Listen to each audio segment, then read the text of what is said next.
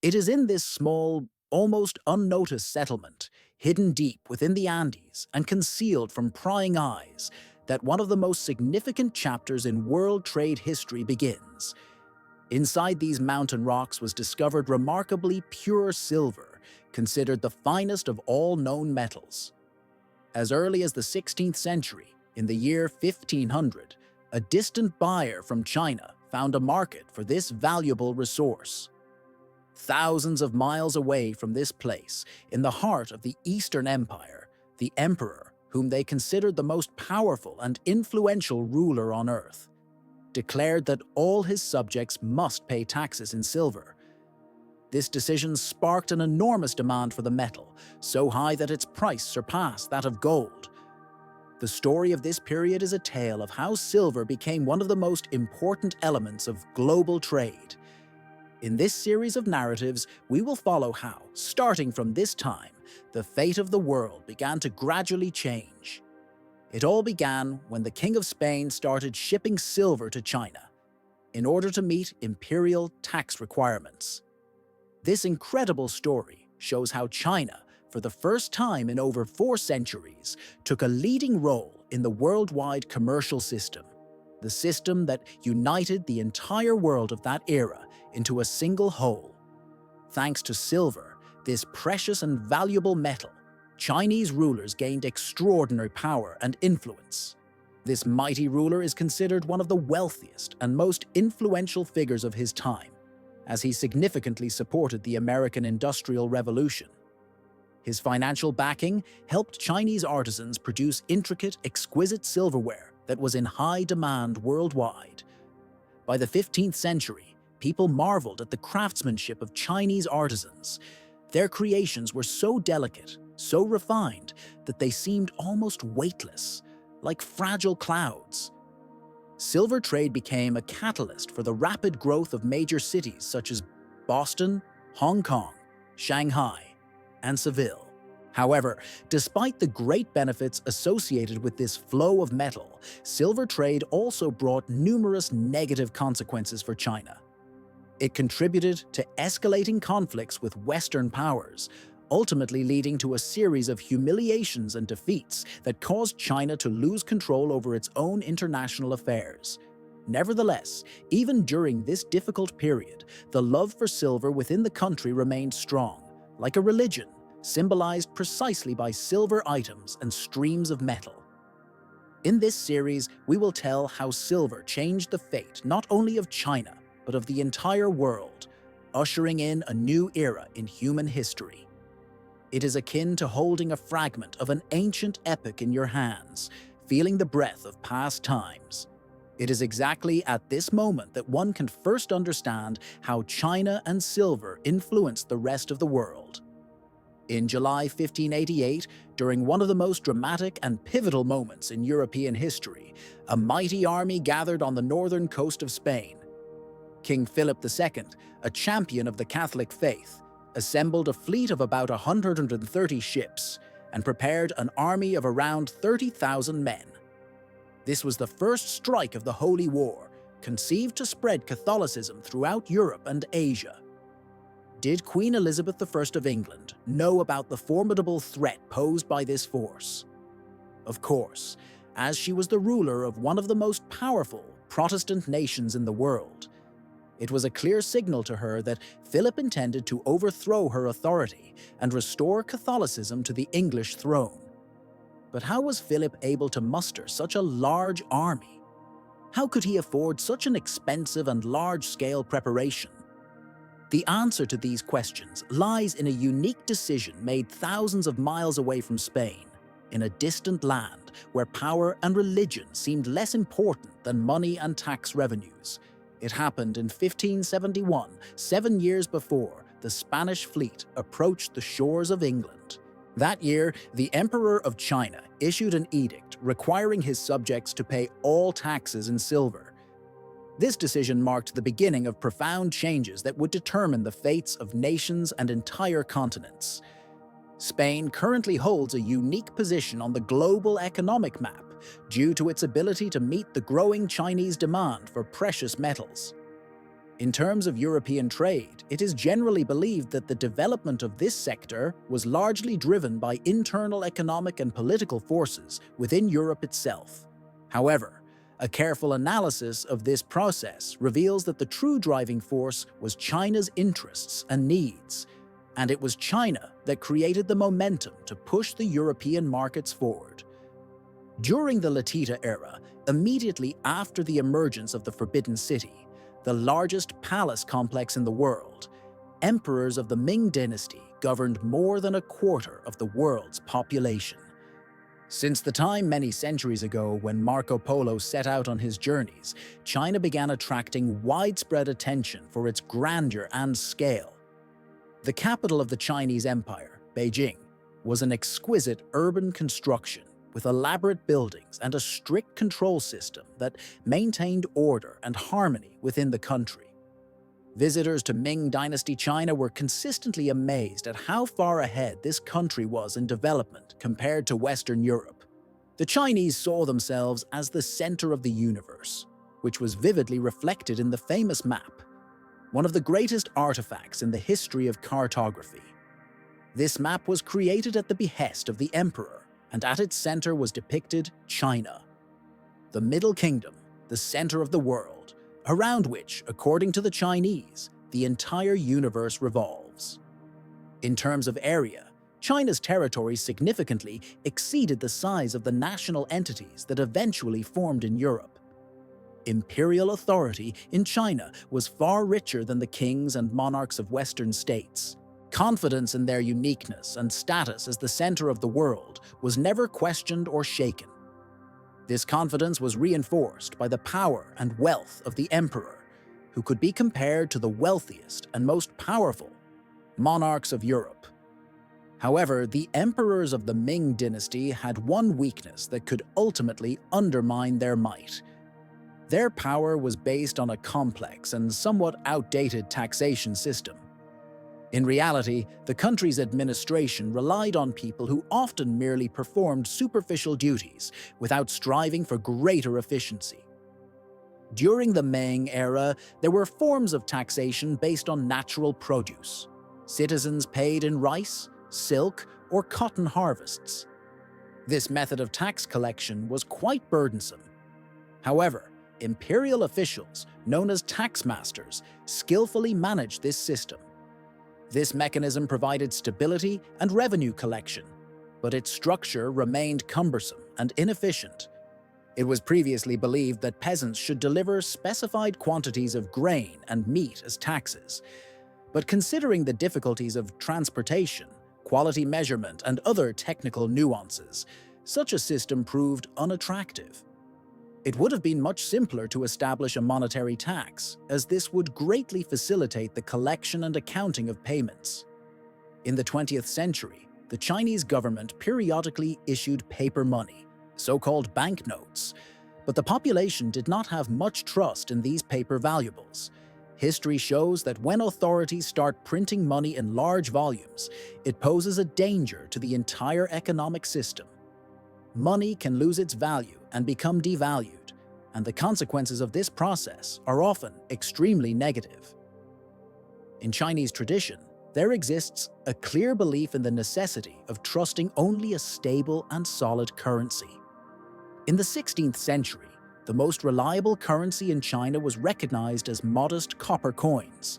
Their drawback was their significant weight, since one main coin was worth 100 of these small coins, and 10 main coins made 1,000.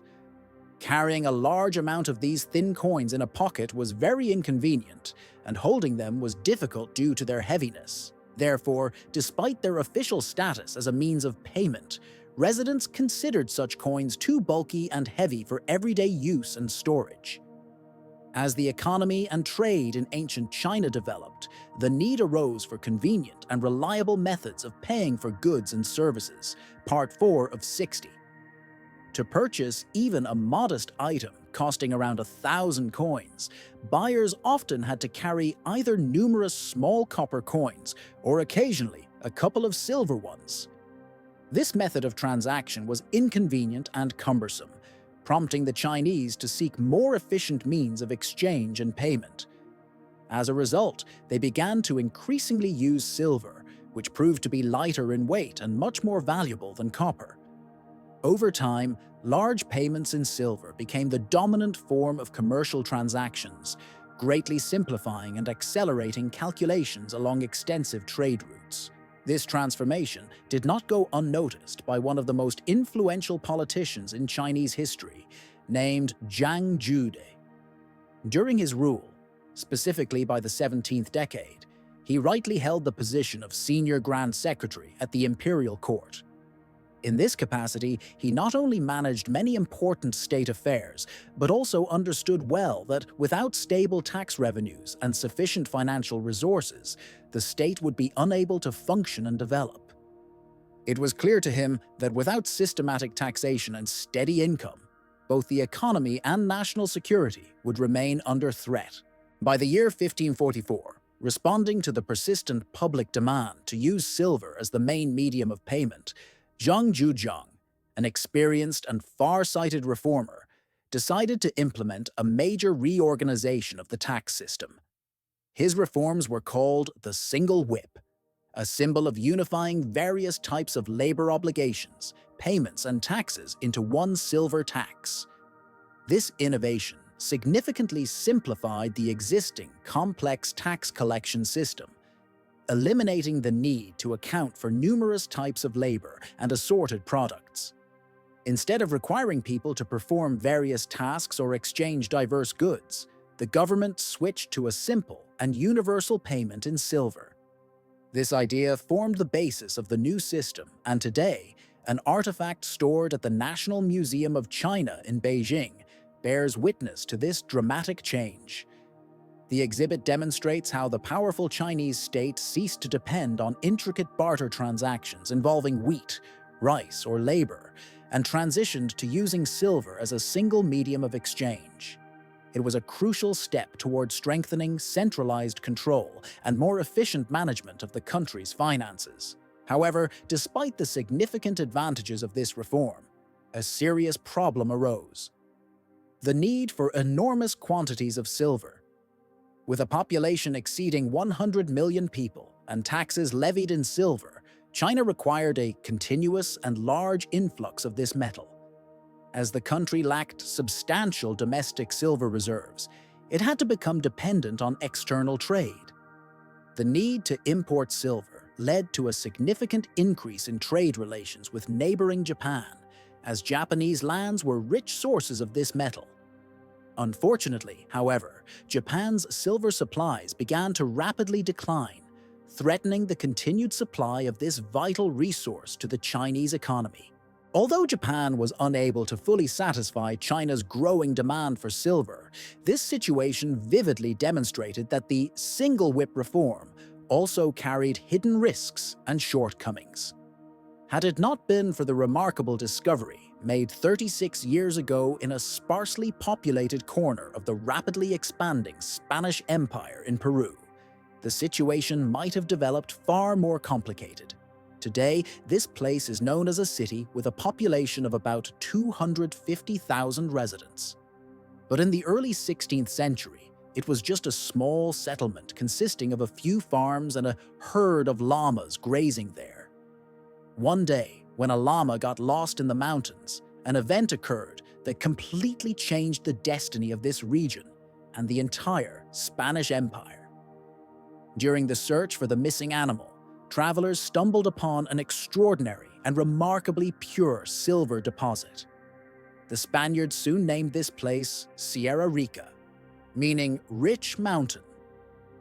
In the 15th and 16th centuries, during certain periods, this mountain became the source of the purest silver humanity had ever known. According to approximate estimates, about half of all the silver mined worldwide came from rich ore deposits located in this region. The discovery of such abundant silver deposits made Spain the leading country in silver extraction, surpassing even other territories of the New World, such as Mexico. Although large deposits were also found there, the crown jewel of all discoveries was the Potosi mine, which became the richest in terms of reserves and volume of production. The discovery of silver deposits in the region known as the Silver Rush had a profound and multifaceted impact on the population, both globally and locally. In the 16th century, specifically in the year 1505, the population in this region was practically zero, but within just 6 decades, by around 1560, the number of inhabitants had grown to approximately 160,000. This period can be considered truly remarkable, as it was likely the most intense and dramatic phase of development for this city and its surroundings. However, even with such significant demographic growth, the Spaniards managing the colonies in the New World faced a very acute and all-encompassing problem. Where could they find enough capable workers, able to endure immense physical hardships and dangers associated with silver mining, while maintaining their independence and sovereignty? They possessed vast continents rich in natural resources, but the issue of labor shortage was either very severe or entirely unsolvable. What then was to be done in such a situation? To obtain the precious silver, the Spaniards had to resort to the slavery of the indigenous peoples of the New World. There was even a mine manager who claimed that if 20 healthy Indians began working on Monday, by Saturday, they would become invalids unable to continue working. When the indigenous population was wiped out due to European diseases and wars, the Spaniards started enslaving Africans. These people worked in the mines, one of which was nicknamed the Mountain, because it seemed to swallow living people, transforming them into part of the wealth extracted from the earth. This scene vividly illustrated the terrible price paid by humans for silver, the price measured in the blood and lives of those who gave everything for this crimson profit. To this day, this place remains dangerous for workers. Over the centuries, millions of Africans and indigenous peoples, still today, died extracting silver in those distant lands of the New World. As one writer once noted, the silver mined here in the Andes could be used to build a bridge connecting Potosi in the southeast with Madrid. And then another bridge made of the bones of those who sacrificed their lives for this most precious metal. Nevertheless, once the silver was extracted from the deep fissures and mines, the Spaniards faced the need to find a market for its sale. Their destination lay across the Pacific Ocean, approximately 1,200 kilometers away, on a recently colonized archipelago named after King Philip II, the Philippines. The Spaniards made the Philippines their main base and the capital of the region. Upon arriving at this magnificent bay, one of the best ports in the world, they immediately saw Chinese ships trading in the area, engaged in local commerce on the islands. The Chinese arrived by floating rafts from ports like Hangzhou and Guangzhou, bringing silk from Nanjing and porcelain from Tongang. All these goods were exchanged for Spanish silver. In Manila, the archipelago's capital, thousands of Chinese merchants went to markets where they sold a rich variety of goods to earn money, which they could then send to Spain. On their return journey to China, their ships were loaded with silver, which became their primary commodity.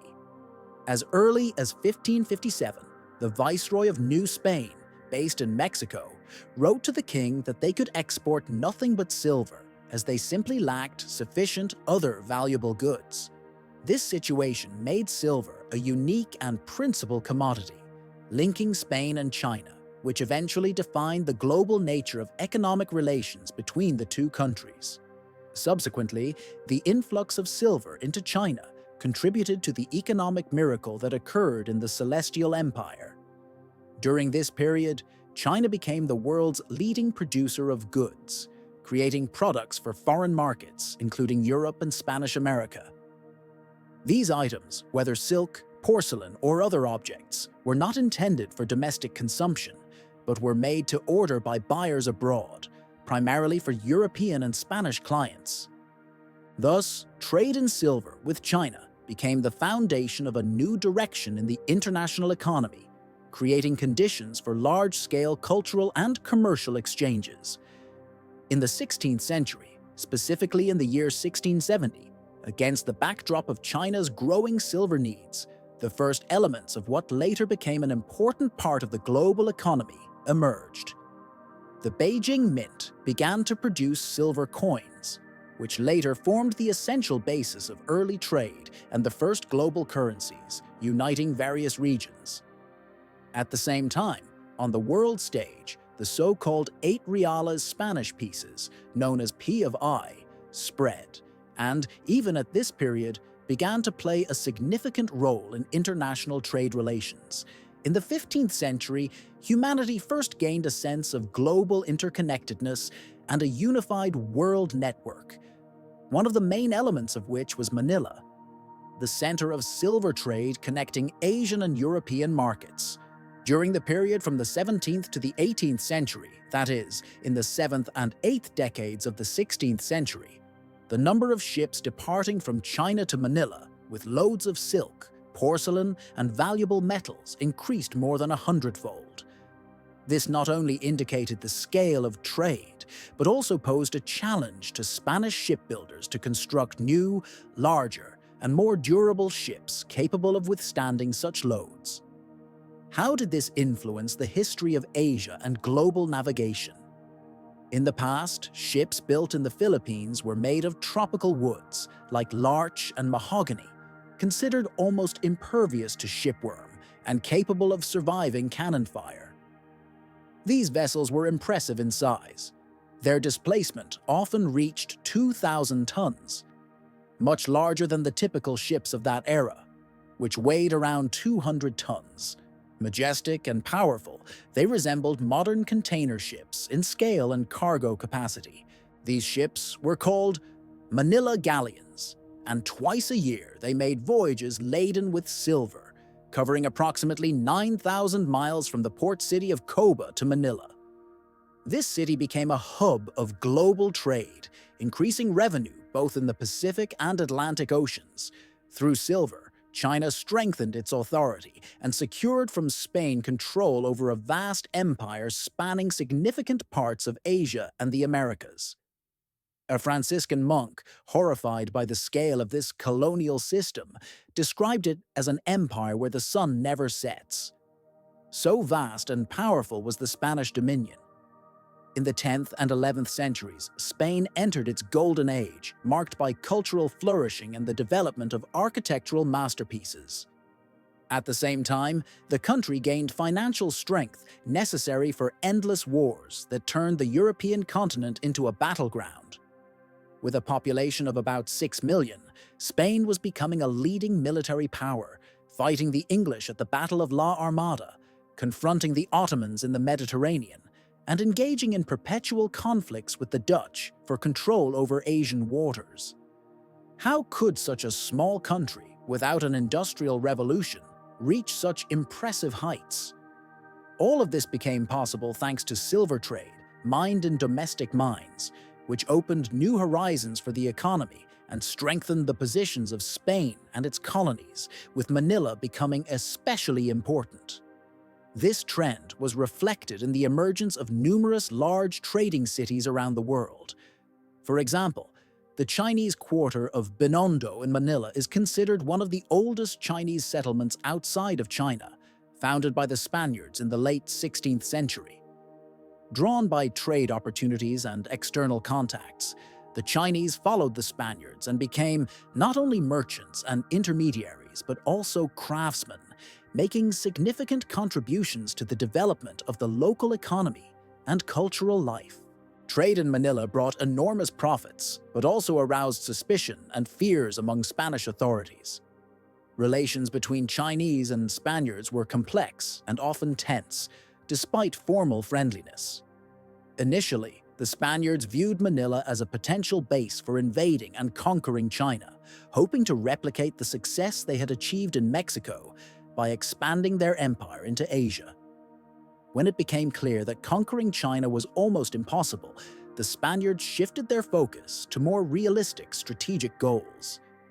In particular, they concentrated on Manila, which became the region's most important trading center and thus a key link in their colonial system.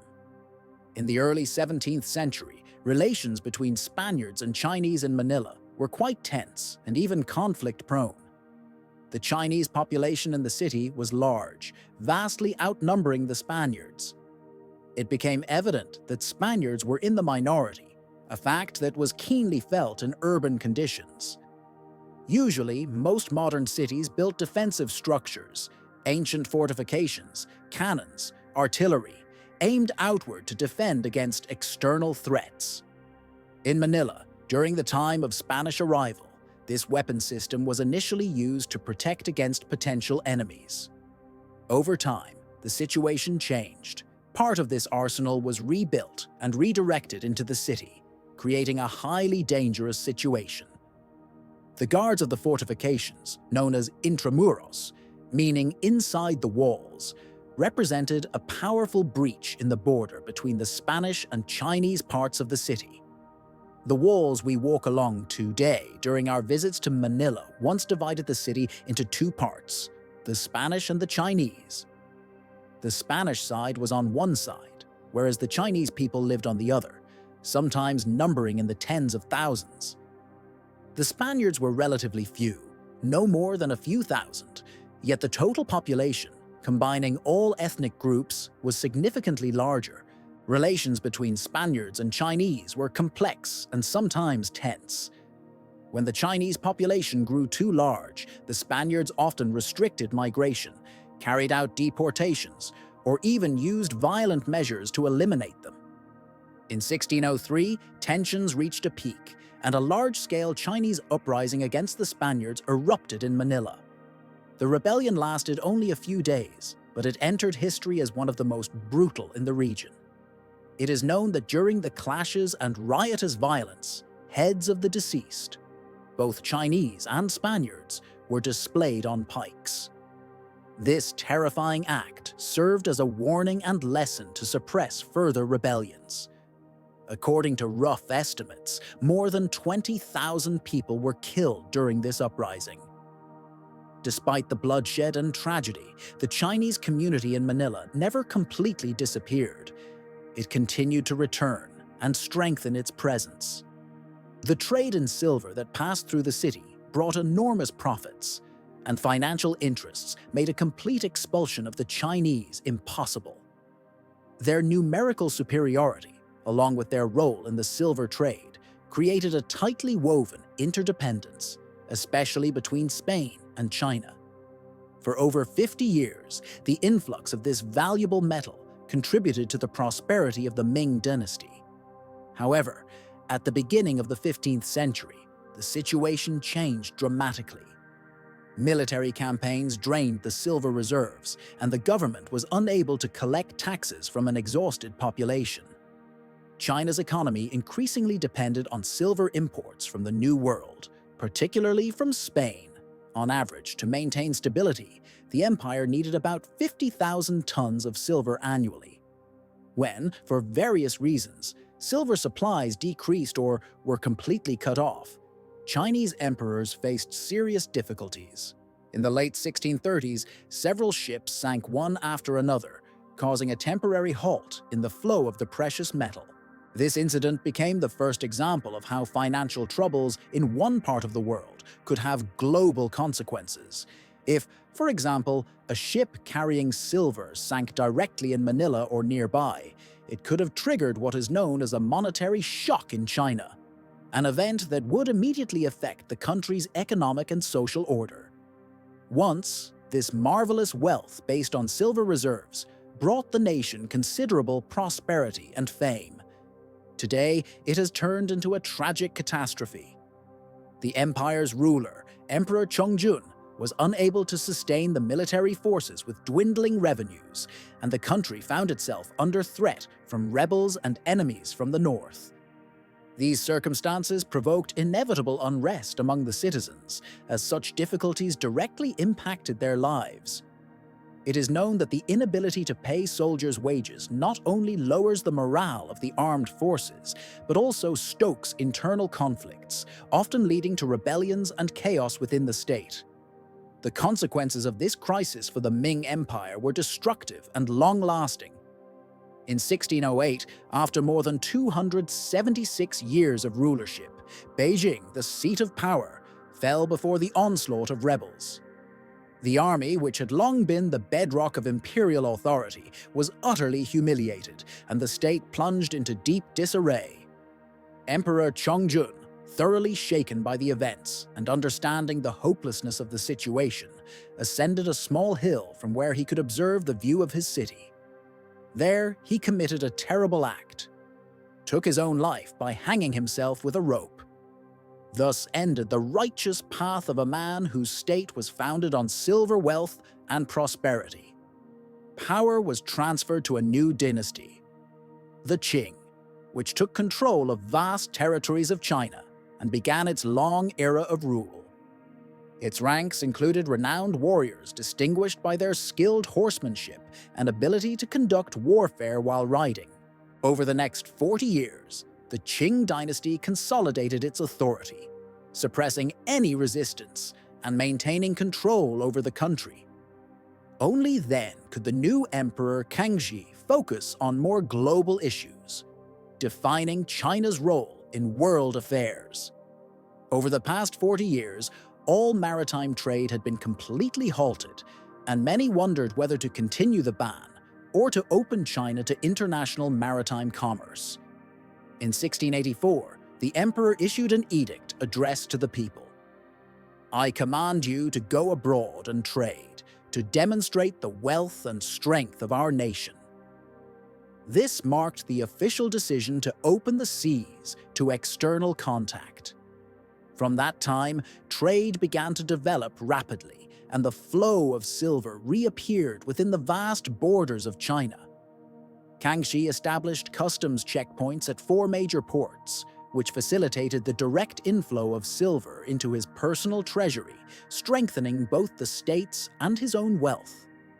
An era of peace and prosperity ensued, unprecedented in Chinese history for many centuries. This decree played a crucial role in the development of international trade and in elevating the country's status on the world stage. Among these ports, the city of Quang, better known as Canton, stands out, located just 10 miles east of the city center. This port became a 24-hour hub of cargo transportation, receiving numerous container ships from around the world, and its strategic location made it one of the busiest and most important water trade routes on the planet. Foreign ships laden with silver and various goods head along the Pearl River, one of the country's main waterways. Remarkable maritime powers such as the British, Dutch, French, Danes, and Swedes actively established their trading outposts at this port to participate in rich and diverse commerce. On these trade routes and through these channels, numerous exhibitions emerge, created from exquisite Chinese export textiles and wallpapers, decorated with refined traditional motifs. These fabrics depict various aspects of life in Guangzhou and its surroundings. Small marketplace stalls selling handcrafted products made by local artisans can be seen, along with lively and bustling trade on the river. The illustrations depict scenes of the river crowded with boats inhabited by numerous Chinese people, creating an impression of a noisy, vibrant, and dynamic life. These commercial interactions only contribute to China's development, filling the state treasury with taxes from goods and silver, thereby strengthening the country's economic power. In the early 18th century, many merchants gathered at Canton Port to purchase silk and ceramics, renowned for their high quality and worldwide demand. However, alongside these goods, there was another product that stood out from the rest.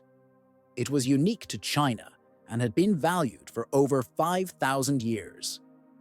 This was a beverage that forever changed the world: tea. At that time, it was a unique product produced exclusively in China. Despite its initial secrecy and limited dissemination, tea rapidly captured people's hearts worldwide, becoming a kind of addiction. Enthusiastic attempts to secretly steal and smuggle tea plant seeds often ended in failure, as the Qing Imperial Empire strictly restricted access to its treasures, preventing foreigners from making large shipments. Foreign traders could communicate with local merchants only in designated areas, among which the tea terraces in Guangzhou in southwestern China were especially prominent, known locally as the Sea of Tea. Today, the export of this beverage from the region brings in millions of dollars, making it an essential part of global trade. However, only 2.5 centuries ago, this trade was just beginning to develop and reach a new level. In the 15th century, Catherine Branca, the wife of English King Charles II, made tea accessible to the general public across Europe, marking a quiet, revolutionary event in Western cultural life.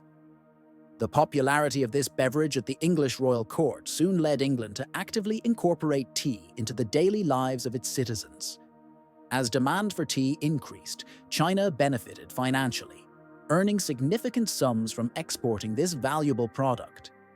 This trade became a stable source of income for the empire, strengthening its economic power. The caffeine contained in tea became an integral part of the lives of many peoples, prompting Western merchants to return to China, especially to the famous port of Canton. Each year, the volume of tea trade grew, and all ocean-going ships were filled with crates of this precious drink. Tea was also actively transported over land to another major empire in the north, Russia. Caravans of camels traversed the long and perilous journey along the so-called Tea Road, which extended more than 2,000 miles from the tea plantations of eastern China through the vast Mongolian steppes to the ancient Russian city of St. Petersburg. The route facilitated exchanges. Chinese luxury items and tea found buyers among the Russians, while Russian furs and other goods were traded with Chinese merchants. The wealth accumulated through the development of tea trade played a significant role in constructing the magnificent buildings and stunning architecture of St. Petersburg, a city that became a symbol of Russian imperial power and beauty. This trade was not only a source of tax revenue for the Russian state, but also a major driver in shaping a new generation of merchants eager to invest in various spheres of life. These enterprising individuals contributed to the prosperity of both the economy and culture, expanding the horizons of opportunities for the development of Russian society. Tea, similar to oil in the 20th century, became one of the most valuable and desirable commodities in the 15th century.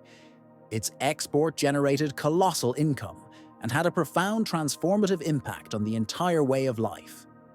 By the mid-15th century, numerous studies indicated that China's population had doubled and soon approached tripling.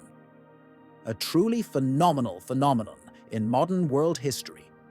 Such rapid population growth demanded new housing, and wealthy emperors sought to adorn their palaces with increasingly luxurious interiors. As a result, the demand for timber for construction and finishing grew constantly, and merchants relentlessly ventured into the heart of China. To meet these needs, they increasingly explored the densely populated forested areas of southeastern Gua, where they had the opportunity to establish trade with a previously isolated community known as the Miao.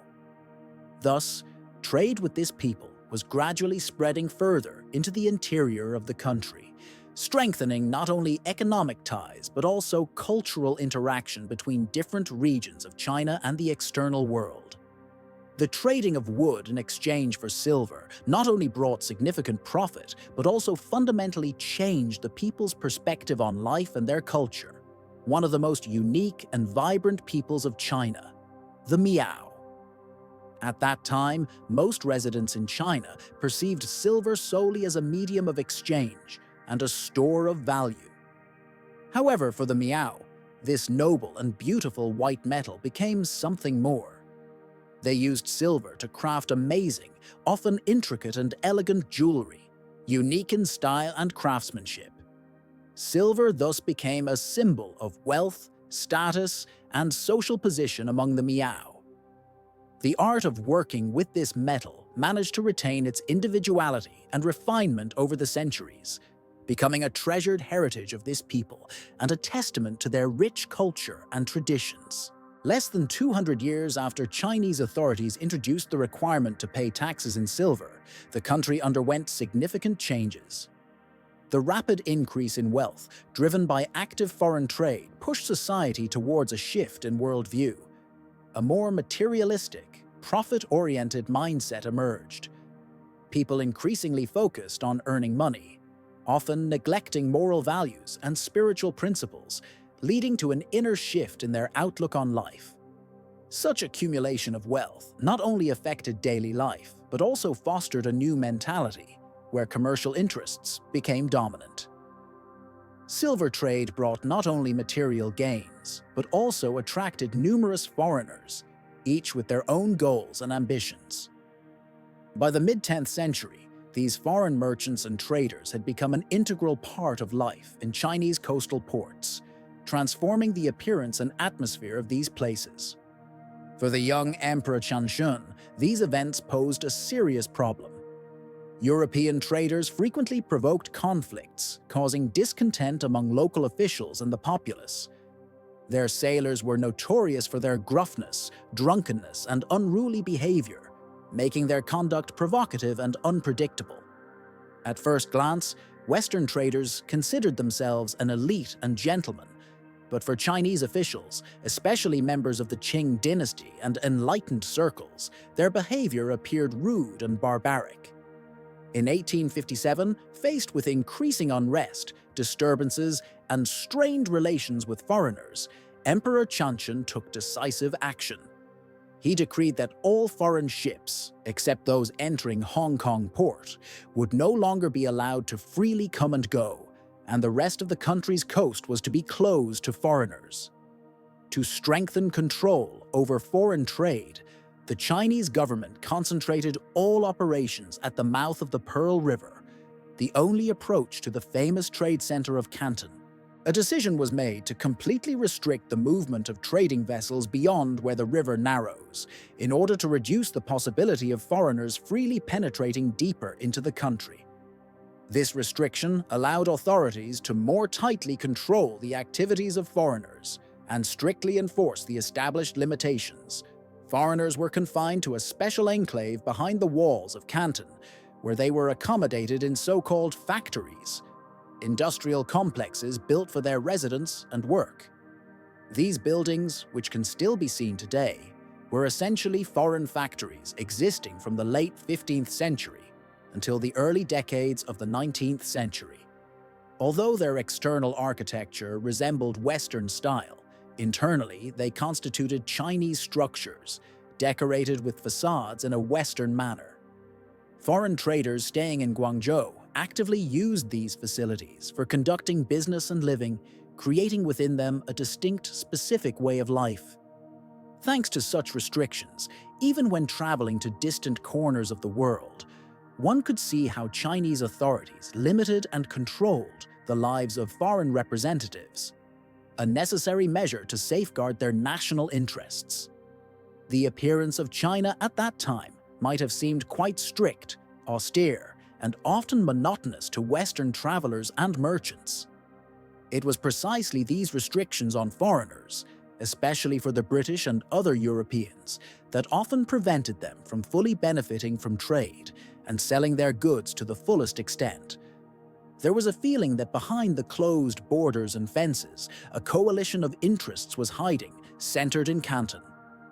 This invisible group constrained external trade opportunities, created barriers to access Chinese markets, and sought to keep merchants within narrow limits, ultimately hindering the development of international trade relations and restraining regional economic growth. The entire Western trading world was forced to interact only with a limited circle of influential and well-organized Chinese merchants known as Cohong. These merchants were not just important players in the trading system. They represented a kind of barrier, an obstacle that made it impossible to reach the riches promised by China's wealth. Had British traders been able to break beyond the narrow confines set by the Canton system, they would have gained a unique opportunity to offer their goods to more than 300 million inhabitants of the Middle Kingdom. In this complex system, the most prominent entity was the largest international trading organization, not only within Canton, but worldwide. The East India Company, one of the most powerful economic structures of that time.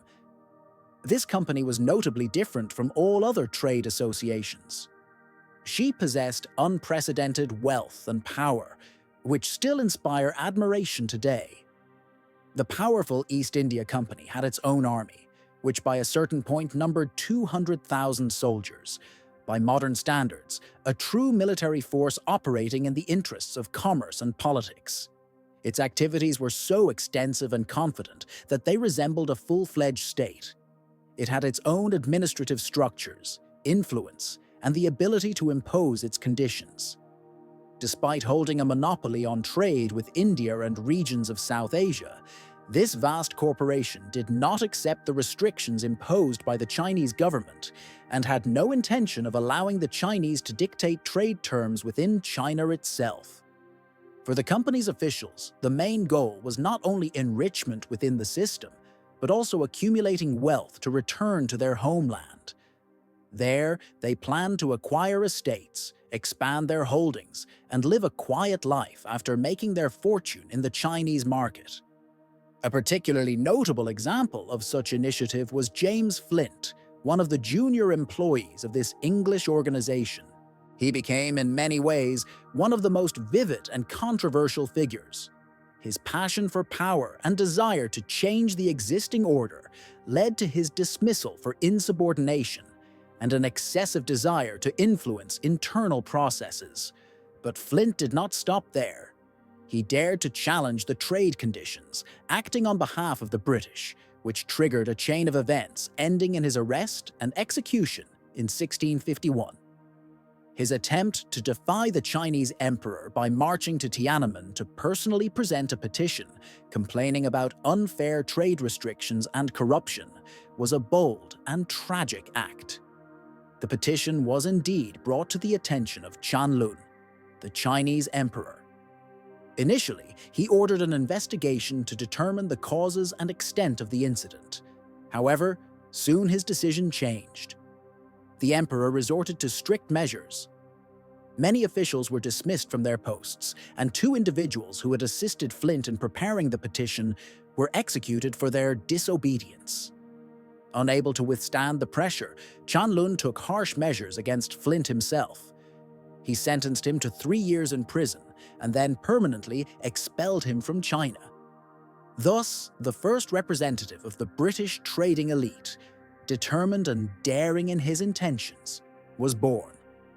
James Flint, a person who laid the foundation for what would later become an example for many others in their attempts to expand boundaries and change established rules. This was only the first wave of such efforts, and history would repeatedly repeat itself afterward. While domestic sources created the impression of continuous Western expansion in trade, the reality was quite different. In 1760, Qianlong, at the peak of world trade, decided to demonstrate to the entire world that in order to conduct truly successful and profitable business in China, it was essential to strictly adhere to its rules and laws. He issued a series of new edicts and regulations aimed at foreign entrepreneurs, finally consolidating all existing restrictions and bans on foreign companies and trade representatives. At this moment, China essentially became the leader of the global economy, controlling the main flows of goods and capital, while Western states often failed to realize or recognize this, believing that it was Europeans, English and Dutch merchants who were the true initiators of global processes. However, the truth was that China itself became the true catalyst for this global transformation, affecting all countries of the world. But China's influence on the global stage went beyond mere commerce. Its culture, ideas, customs, and artistic heritage captured the minds and imaginations of European courts, inspiring new forms of art and ideas. The royal and imperial courts of Europe were genuinely fascinated by the concept of Greater China, its rich culture and ancient traditions. This country, which seemed so distant and mysterious, became a symbol of wisdom, wealth, and sophistication, capable of influencing the development of European civilization over the centuries. When Catherine the Great, the renowned Empress of Russia, decided to build her famous Catherine Palace near St. Petersburg, she also commissioned the creation of an entire village meant for noble residents. This settlement was designed in an unusual and attractive style, which later became known as Chinese. Such decorative style in architecture and interior design was popular in that era, inspired by the European Renaissance's renewed interest in the distant East, and it was filled with whimsical patterns, colorful motifs, and fantasy images. Subsequently, it became known as the Es-Nun style. At that time, in Europe, it became fashionable to depict China not as a real country, but rather as a magical and fantastical land filled with images of vessels, painted vases, and imaginative motifs. These fantasies portrayed mighty dragons, shimmering fish scales, intricate roof patterns, and curved roofs that created an aura of a fairy tale world. Some consider these images a satirical reflection of Western perceptions of the East. However, I would prefer to call them beautiful stories woven from the imagination of people eager to touch the mystery and splendor of an exotic culture. The Hermitage in Russia became a part of Catherine the Great's legacy, preserving on its walls one of the richest collections of artworks in the world.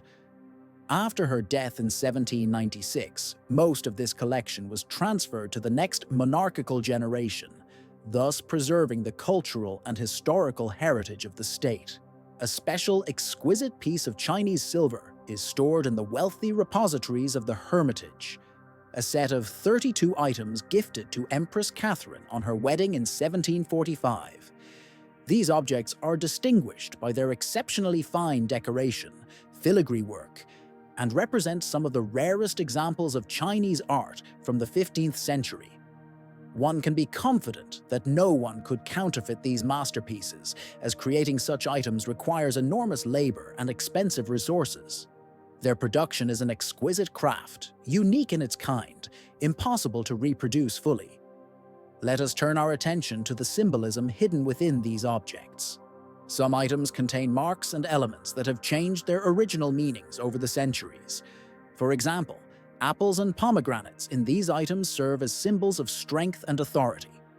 In this case, the depiction of a broken pomegranate with cucumbers inside hints that every man should have as many sons as there are seeds in that pomegranate. A delicate wire detail used in the artwork is so refined and transparent that it resembles fine hair. Perhaps it is intended for decorative purposes. It could be a stylus used for makeup, blush, or other cosmetics, emphasizing the delicacy and richness of the aesthetic ideas of the time. A special place is occupied by a mirror adorned with more than 400 diamonds. It is crafted in a characteristic Chinese shape and decorated with images of dragons. Magnificent and legendary creatures symbolizing power, wisdom, and prosperity. Looking at it, one cannot help but smile. The sparkling facets of the diamonds create an effect of magic and splendor, highlighting the wealth of the Russian court and especially the luxury of Catherine the Great. This mirror serves as a vivid example of how, in that era, luxury and wealth were demonstrated through such refined objects, combining art, symbolism, and precious materials. At the time when China reached the height of its power in the 5th century, it remained the center of civilization, world trade, and culture. Over more than 200 years thereafter, its economic strength developed, transforming the country into a mighty and stable growth center on the global stage. The world increasingly needed its exquisite crafts, tea, and high-quality goods, which became symbols of status and refinement. During the Qing dynasty, which governed a significant part of the Middle Kingdom, China had never controlled such a vast territory as during this period. Throughout its history, it remained a leading world power in terms of economy, science, and culture. It seemed that its power and influence were boundless and its internal potential inexhaustible. Yet a new threat appeared on the horizon, one posed by the challenge issued by the English trader and adventurer James Flint. This challenge became increasingly dangerous and serious for China as British merchants, guided by free trade concepts, increasingly lost hope for profitable deals and stable relations with China. They were supported by the power of the English Army and Navy, which far exceeded anything possessed by other nations at the time. In an effort to protect their commercial interests and expand markets, English merchants resorted to violence and force, intimidating and coercing those who resisted encroachments on silver and commodity flows. These events marked a new, darker chapter in Chinese history, signaling the beginning of a struggle for dominance on the international stage and illustrating that even the most powerful empires were not immune to challenges and conflicts arising from the greed and ambitions of foreign powers. Chinese history has long been filled with events that fundamentally shaped the destiny of this vast people, its state, and the world as a whole.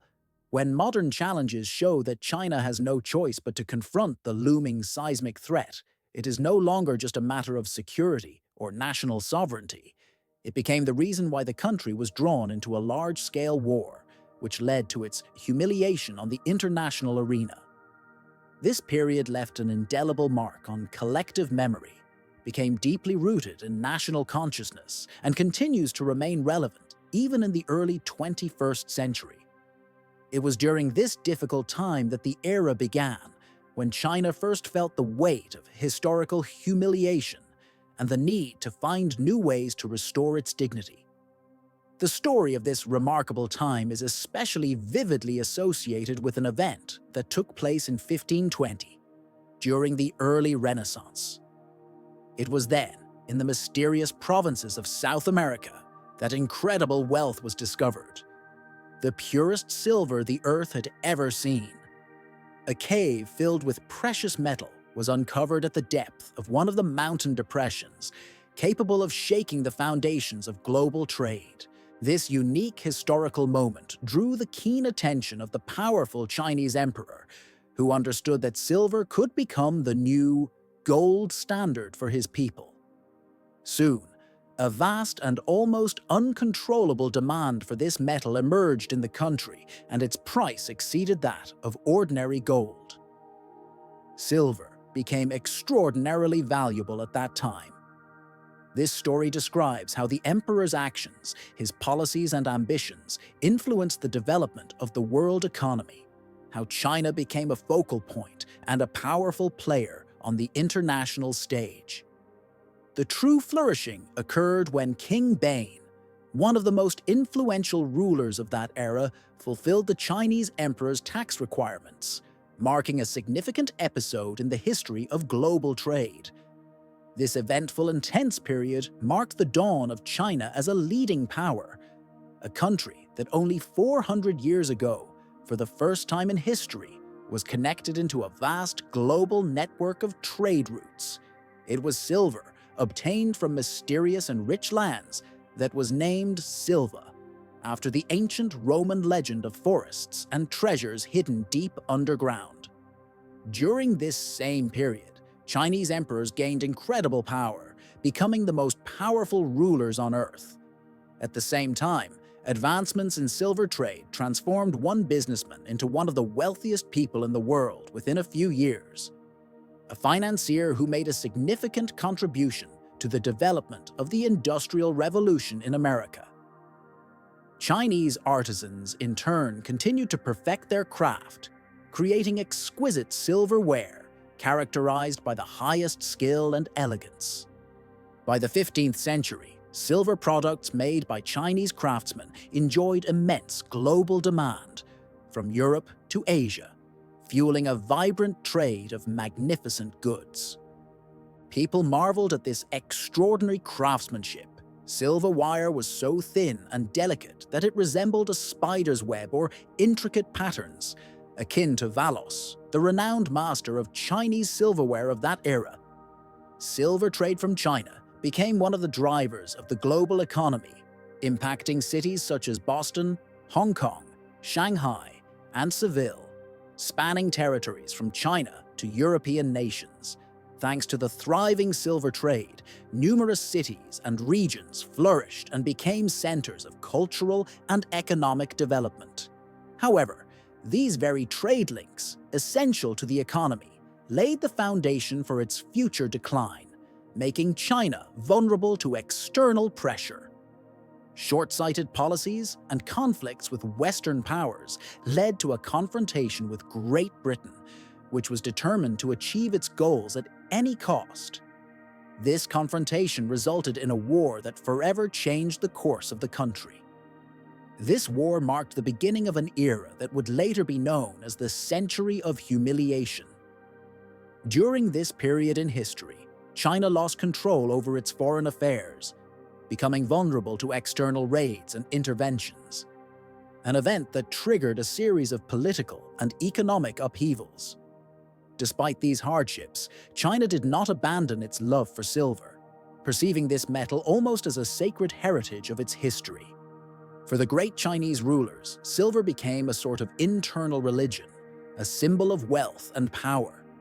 In this context, Chinese silver became our gold, a vital factor that determined the fate of nations, culture, and the economy. All these stories are about how silver, like an invisible thread, connected the destinies of China and the world, reminding us of the significance of this metal in world history. Modern Shanghai, with its skyscrapers, is one of the most vivid symbols of the present-day Chinese empire. This city has witnessed the rapid development of the country over the past 40 years, a period that has radically transformed the landscape and appearance of an entire nation. Today, China holds the second-largest economy in the world, and according to analysts' forecasts, it may soon take the top spot. However, China's presence at the center of global trade is not a new story. About 250 years ago, in the 15th century, China was a mighty imperial power, economic, cultural, and political, ruled by one of the most legendary emperors of that era, Tu Zilongtin. He demonstrated his strength and wealth by building magnificent palaces, and confident in his undeniable superiority, considered himself one of the wealthiest rulers of his time, confidently managing a vast country with his hands and ambitions. For many centuries, China occupied a leading position in global trade, and the reason for this lay in the unique and valuable goods it exported: porcelain and silk. These products were in incredible demand worldwide, and buyers paid generously for them, offering silver, a precious and long-valued currency, in exchange. These two goods became the primary sources of income for China, and also served as a link between the country and the rest of the world, ensuring mutually beneficial trade cooperation. For a long time, starting from the 10th century, China became increasingly dependent on the influx of silver, which the emperor used to collect taxes from his subjects. This was his vital system of financing government affairs. However, China still had limited silver reserves of its own, and as a result, it had to actively import silver from abroad, which created the necessary balance between supply and demand, especially by the end of the 10th century. It was during this period that significant expansion of trade was observed, and the Chinese economy became increasingly reliant on the availability of silver. Regarding the unique goods that allowed China to stand out favorably among other civilizations, one such product was tea. This beverage became not just popular, but increasingly valuable and significant for China, reaching fantastic proportions. Gaining popularity beyond the country's borders, tea acquired the reputation of an almost narcotic substance, capturing the entire world. It became one of the most important export items, and its role in international trade was extremely significant. This role was especially prominent in Britain, a country that quickly surpassed all other European nations in the volume of Chinese tea imports. In Britain, around 80% of all tea imported from China came from the Canton port, making Britain the main consumer of this beverage. All this large-scale trade was controlled by a powerful organization, the British East India Company, which held exclusive rights to import tea. This firm was more than an ordinary commercial enterprise. Essentially, it functioned as a semi-governmental institution with extensive authority. By the end of the 17th century, its army numbered nearly 990,000 personnel, and its navy, armed ships, was among the most formidable in the world. With the support of the Mughal emperors, the company gained control over significant regions of India and became an influential player on the international stage. However, despite its considerable power in trade dealings with China, the British faced a serious problem that overshadowed all their commercial activities in that country. Specifically, they needed to find sought-after goods that could successfully compete in the Chinese market. Attempts to sell cotton and wool in China proved unsuccessful. Demand for these products was insufficient.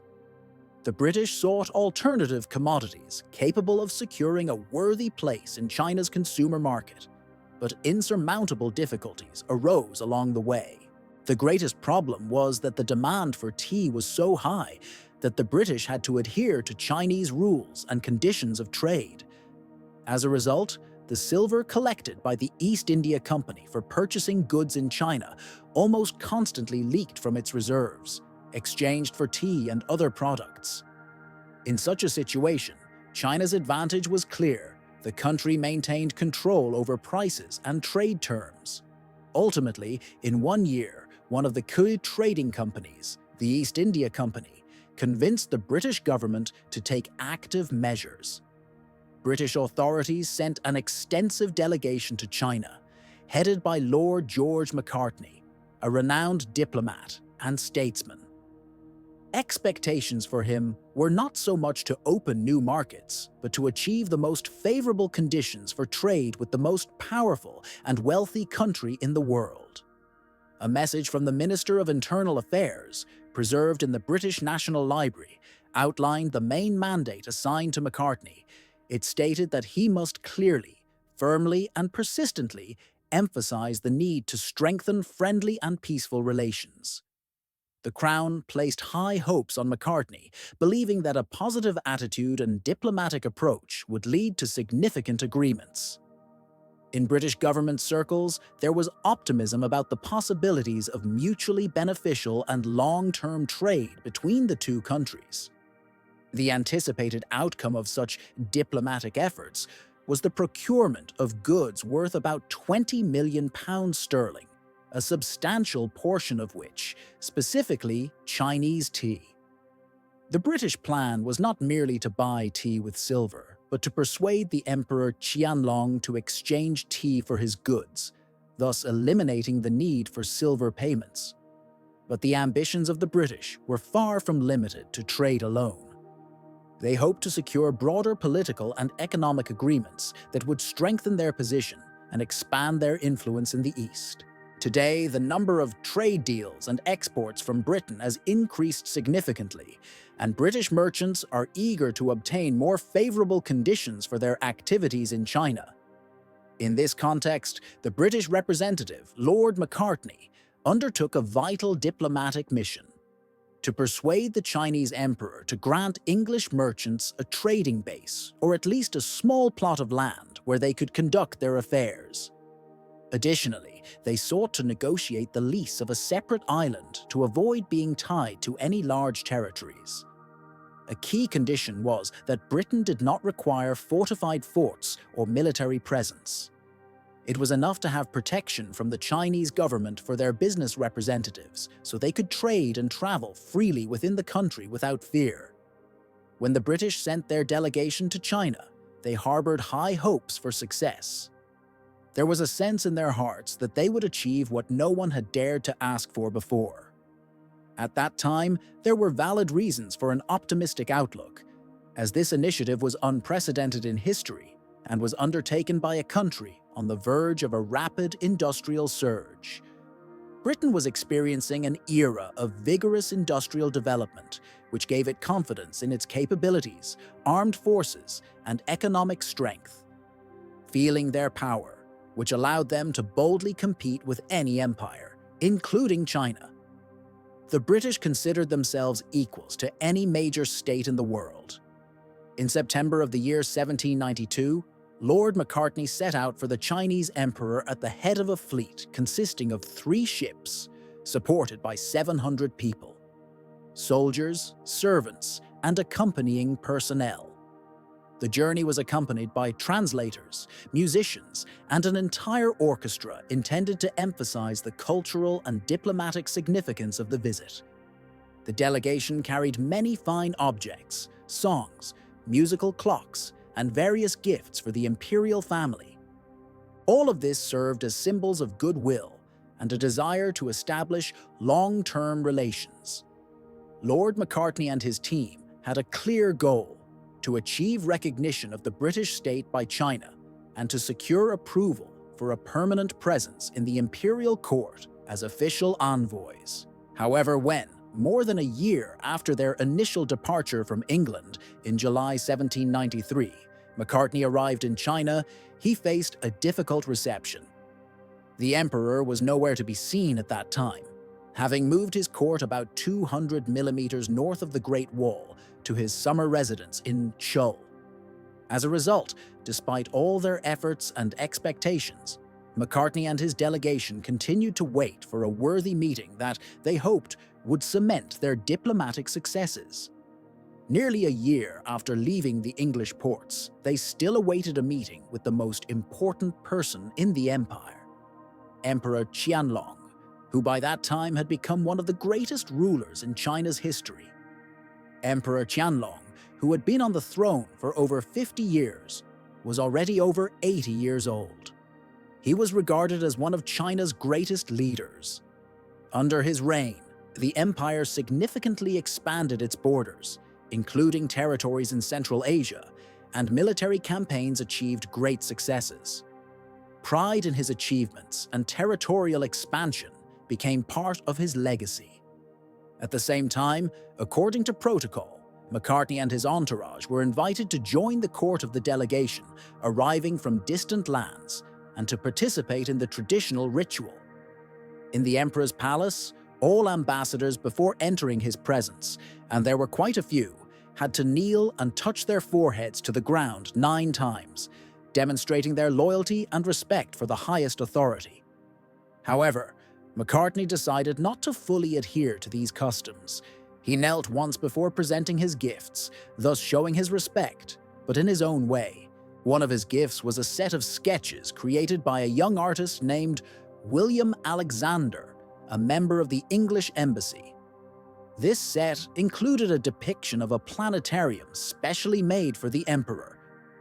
This particular gift made a huge impression on the Chinese ruler.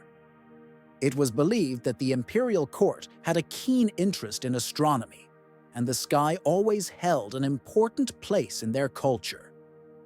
Due to its impressive detail and symbolism, this gift was recognized as the greatest and most memorable of all that the English delegates brought. At the same time, the most important of all the presented souvenirs was a solid gold box inlaid with diamonds. Inside was a valuable document, a letter from King George II of England expressing hopes for the successful conclusion of the diplomatic and commercial mission, as well as a desire to strengthen mutual trade cooperation. All of this symbolized the serious intentions of the British and their respect for the imperial court, demonstrating that their visit carried not only commercial but also cultural and diplomatic significance.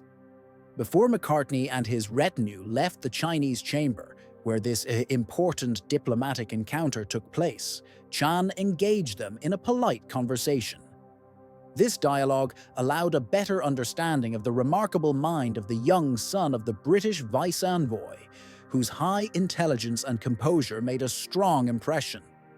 During the long journey, he had mastered the Mandarin language, making him a very interesting and well-informed interlocutor.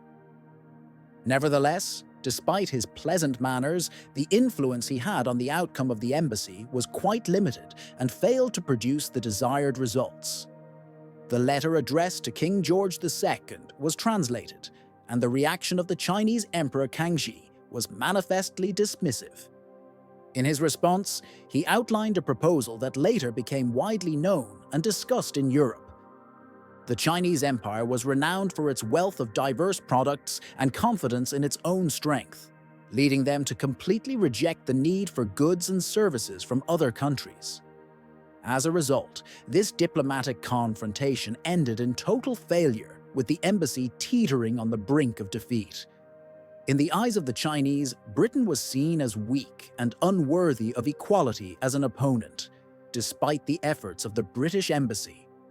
The ruler of the Qing Empire, Emperor Qianlong, was not only the holder of power, but also considered himself the son of heaven, a bearer of divine authority and order. George II, representing the British crown, was viewed by Chinese rulers merely as a subordinate king, not an equal. Unfortunately, the Qing dynasty later proved to be overly self-assured and arrogant. Within the imperial court, they regarded themselves not only as rulers of China, but also as bearers of imperialist ideas of global dominance, reminiscent of the great emperors of past eras. Kangxi rejected all British demands, and what was particularly unpleasant for England, he sternly warned King George II. If he attempted to trade anywhere other than Guangzhou, force would be used. As a result, imports into China were officially opened for British goods, but the entire diplomatic mission practically ended there. The embassy was returning overland, and by order of Qianlong, military units were assembled in eastern and southern Zhejiang to demonstrate Chinese strength and readiness to oppose British intervention. This was done deliberately, a display of the might of the Chinese army to persuade foreigners that they possessed the determination and capabilities to defend their country from external interference. Many observers believe that, despite the limited success, these actions confirmed that Emperor Qianlong and his senior advisors were skilled policymakers. Although they lacked deep knowledge of European internal political processes, they were well aware of the presence of powerful British ships offshore, which helped them assess the military potential of their opponent. The strategy was precisely to reject the imposed demands without provoking open conflict, while simultaneously demonstrating strength. Thus, Qianlong managed to maintain the status quo. He exhibited his authority without crossing the boundaries and avoided full-scale confrontation. This revealed his stubbornness and ability to play to the public, directing limited displays of force to deter British aggression. In this particular situation, he emerged as the victor. For Britain, everything seemed to end in disappointment. Macartney, having completed his mission, was returning home empty-handed. In the United Kingdom, public opinion increasingly perceived China as a despotic and backward power, and its ruler as a puppet and object of mockery. In popular caricatures and satirical images, Qianlong was portrayed as a self-satisfied and despotic ruler, reflecting a shift in the moral perception of the country toward the distant imperial court. Overall, there was a change in outlook. From an enthusiastic and, one might say, idealistic attitude towards China based on hopes and high expectations to a more skeptical and even contemptuous one. Nevertheless, the information received from British diplomatic and military representatives in China quite contradicted this attitude. Macartney wrote that China resembled an old, capable ship about to be sent to the scrapyard, and that Britain had a real opportunity to help this empire. An opportunity that could have altered the current balance. Despite the insult inflicted by Qianlong's rejection, Britain was forced to accept the conditions set by the Chinese government regarding trade with humility. In other words, they had to agree to concessions that did not align with their desires and ambitions.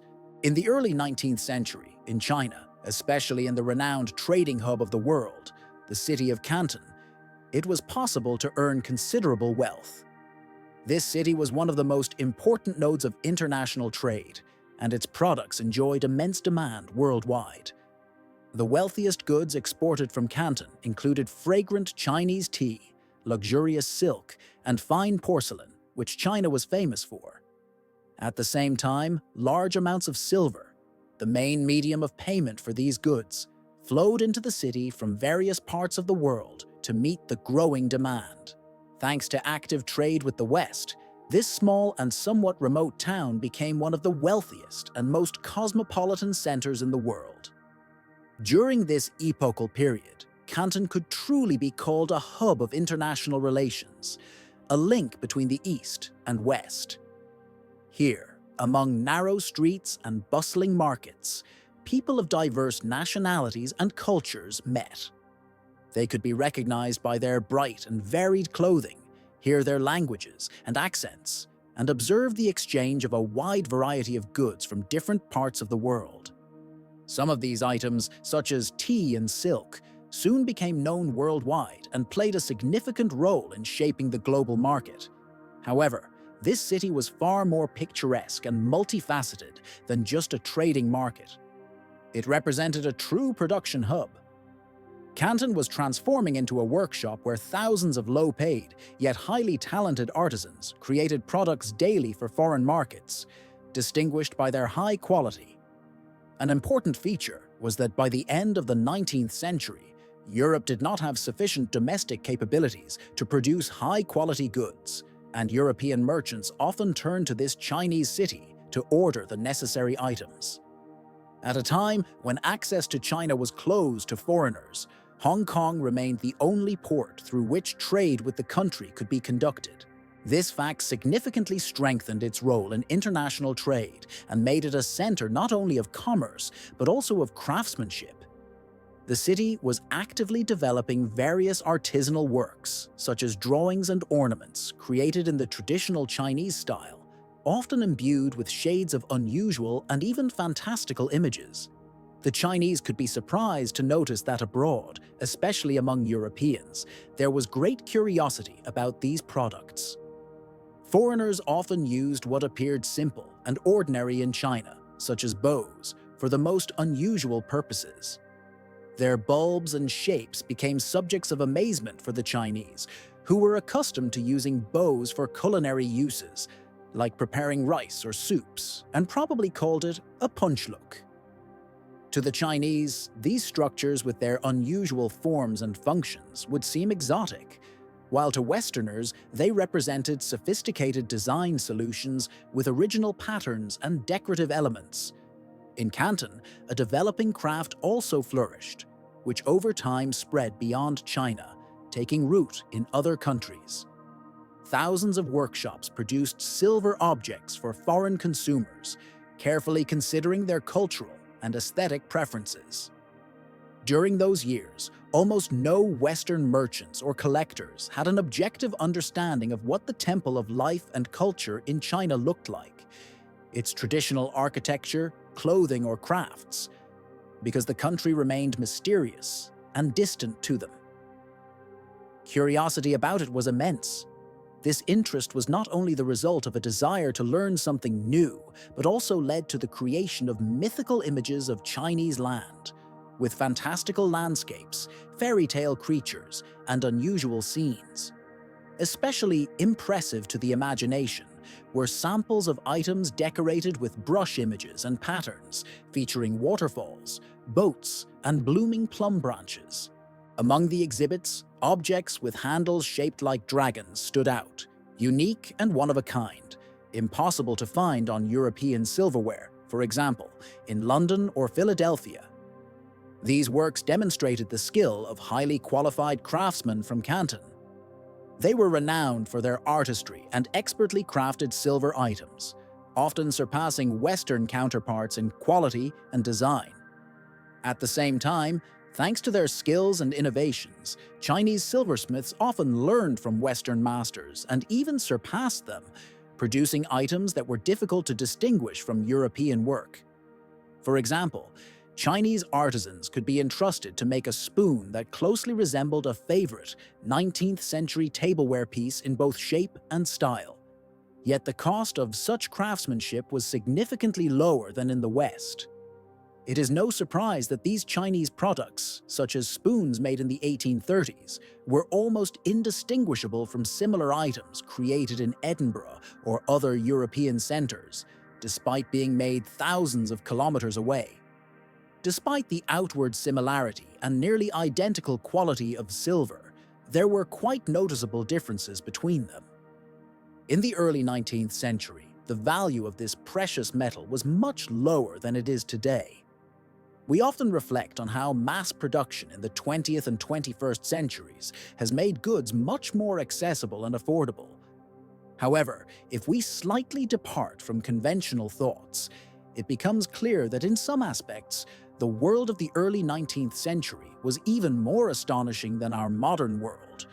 For instance, Canton was a vibrant hub of both industry and trade during the period of the emergence of modern international commerce. At the same time, Western traders faced numerous rare and complex difficulties. They had to find suitable goods to sell, figure out which language to use for negotiations, and decide which currency standards were best for transactions. All of this became a serious challenge during a time when there were no specialized language schools or business institutions capable of helping to overcome cultural and linguistic barriers. However, in my view, the world of the early 19th century was even more exciting than today. Today, the entire historic Canton is hidden beneath a powerful horizon of concrete and glass. But if you look inside its core, you can easily find a gallery containing many truly astonishing paintings. These works tell the story of the harsh limitations imposed on Western traders in Chinese Canton. In fact, their operations were confined to a small strip of land along the river, about 300 meters long. Despite the seeming restriction of this territory, it had a positive effect on the traders' health, as it encouraged physical activity. By closely examining the photographs, one can notice 4 Western men rowing a boat across the river. Sometimes they went to flower gardens or temples on the opposite bank. Otherwise, they would have had to spend all their time inside this small, confined space, surrounded by the city wall called Christian, where 13 factories were located. These buildings did not feature traditional Chinese architectural elements, as Western traders were permitted to adapt the facades and even the interior spaces at their discretion. If you look downward, you can see a garden located to the right, in front of the British factory and Canton houses. The authorities were genuinely alarmed upon discovering its existence, as it was seen as a signal of the British intention to stay in these areas for the long term. This garden symbolized more than just a private space. It became a testament to the desire to establish a new settlement, almost a first step toward transforming this place into a colony, which naturally caused discontent among the Chinese authorities. Moreover, there were quite strict rules for foreign traders regarding participation in social life. They were forbidden from studying the Chinese language, conversing with local residents, and even having contact with women, including their own wives. Such strict restrictions were justified by the fact that traders in China could amass great wealth here, and these harsh limitations were seen as a sign of the traders' inability or unwillingness to fully assimilate. They sought to use every free minute in this golden ghetto, where it was believed both horses and people could find happiness. It is known that Western traders truly enjoyed excellent cuisine and drinks, as well as participated in various entertainments of Chinese life, relaxing at beach houses, hosting parties and gatherings, inviting friends, colleagues, and associates. In his memoirs about life in Canton in 1833, American diplomat Gideon, a native of New York, describes one such party attended by one of the most famous British traders, adding color to the overall picture of that time. Traders associated with Anton found themselves in a situation that previously seemed impossible in this city. Scenes unfolded before them that, in their novelty and scale, surpassed all their previous notions, while Genyan and the gnome Vetmar tried to dance a waltz to a simple and gentle Negro melody. Events were happening around them capable of shaking even the most resilient and experienced traders. But despite these unusual situations, the most significant and burdensome restriction for foreign merchants in Canton remained the strict imperial decree. According to this order, conducting any business was only possible through a narrow circle of influential and respected Chinese merchants, the so-called Kohongs. Foreigners arriving at this port had no right to interact freely with anyone at their own discretion. The imperial decree applied universally, requiring foreign traders to cooperate exclusively with one of the 8 main trading associations, the Hongs. They were responsible for organizing all international trade within the Chinese Empire. If you were a foreign entrepreneur in Canton, you were not simply allowed to enter into deals with anyone who showed interest. Empress Dowager Cixi strictly mandated that business be concentrated in the hands of a limited number of merchants, making the market quite insular. Among these 10 or more influential figures stood one individual who gained special recognition and entered Chinese history as one of the most prominent and significant traders of that era. He was born in the same year as Napoleon Bonaparte and the Duke of Wellington. All of his surroundings, his successes and personal qualities were woven into an era of great change that encompassed the entire global trade and diplomatic landscape. This person was known as Hakua and was considered one of the most talented and enterprising businessmen of his time. Despite his modest stature, he was known for his generous spirit and incredible ambition. It was said that thanks to his efforts, he became one of the wealthiest individuals of his time in the world. Hakua lived in the port of Canton in the early 19th century, during a period of vigorous growth in global trade and great geographical discoveries. His sphere of activity was extensive. He, as a respected merchant, skillfully navigated the ocean of international finance and markets. Although language barriers seemed a significant obstacle, he expertly understood this sea of capital and opportunities. His success was achieved through a superb tea trading business, an item that was then one of the main export products of Canton trade. Selling tea to the British brought him colossal income, allowing him to amass a fortune estimated at more than $1 billion in today's equivalent. To compare, his wealth surpassed that of the entire Rothschild family in Europe at that time. Throughout his career, Hakua established a very stable and profitable enterprise, particularly closely connected with the East India Company. His business, doubled in success and efficiency, enabled him to accumulate even greater capital. But a natural question arises: where did all this wealth go when it became so vast? Like any major trader, Hakua undoubtedly had a storage for silver and gold, a kind of financial refuge. One intriguing story recounts that in 1822, when Canton was engulfed in fires that destroyed much of the city, witnesses saw rivers of molten silver pouring out of his vaults. This happened because, during the fire, due to high temperature and destruction, silver ingots literally melted, turning into a liquid mass. Despite his wealth, Hakua was a rational and prudent man. He had no intention of simply leaving his money in that vault, considering it unsafe. At that time, he decided to borrow a substantial amount, about 10 million, from the East India Company, which was a significant financial operation. Later, he not only started earning profits from his investments, but also acted as a lender to his colleagues, the Cantonese merchants.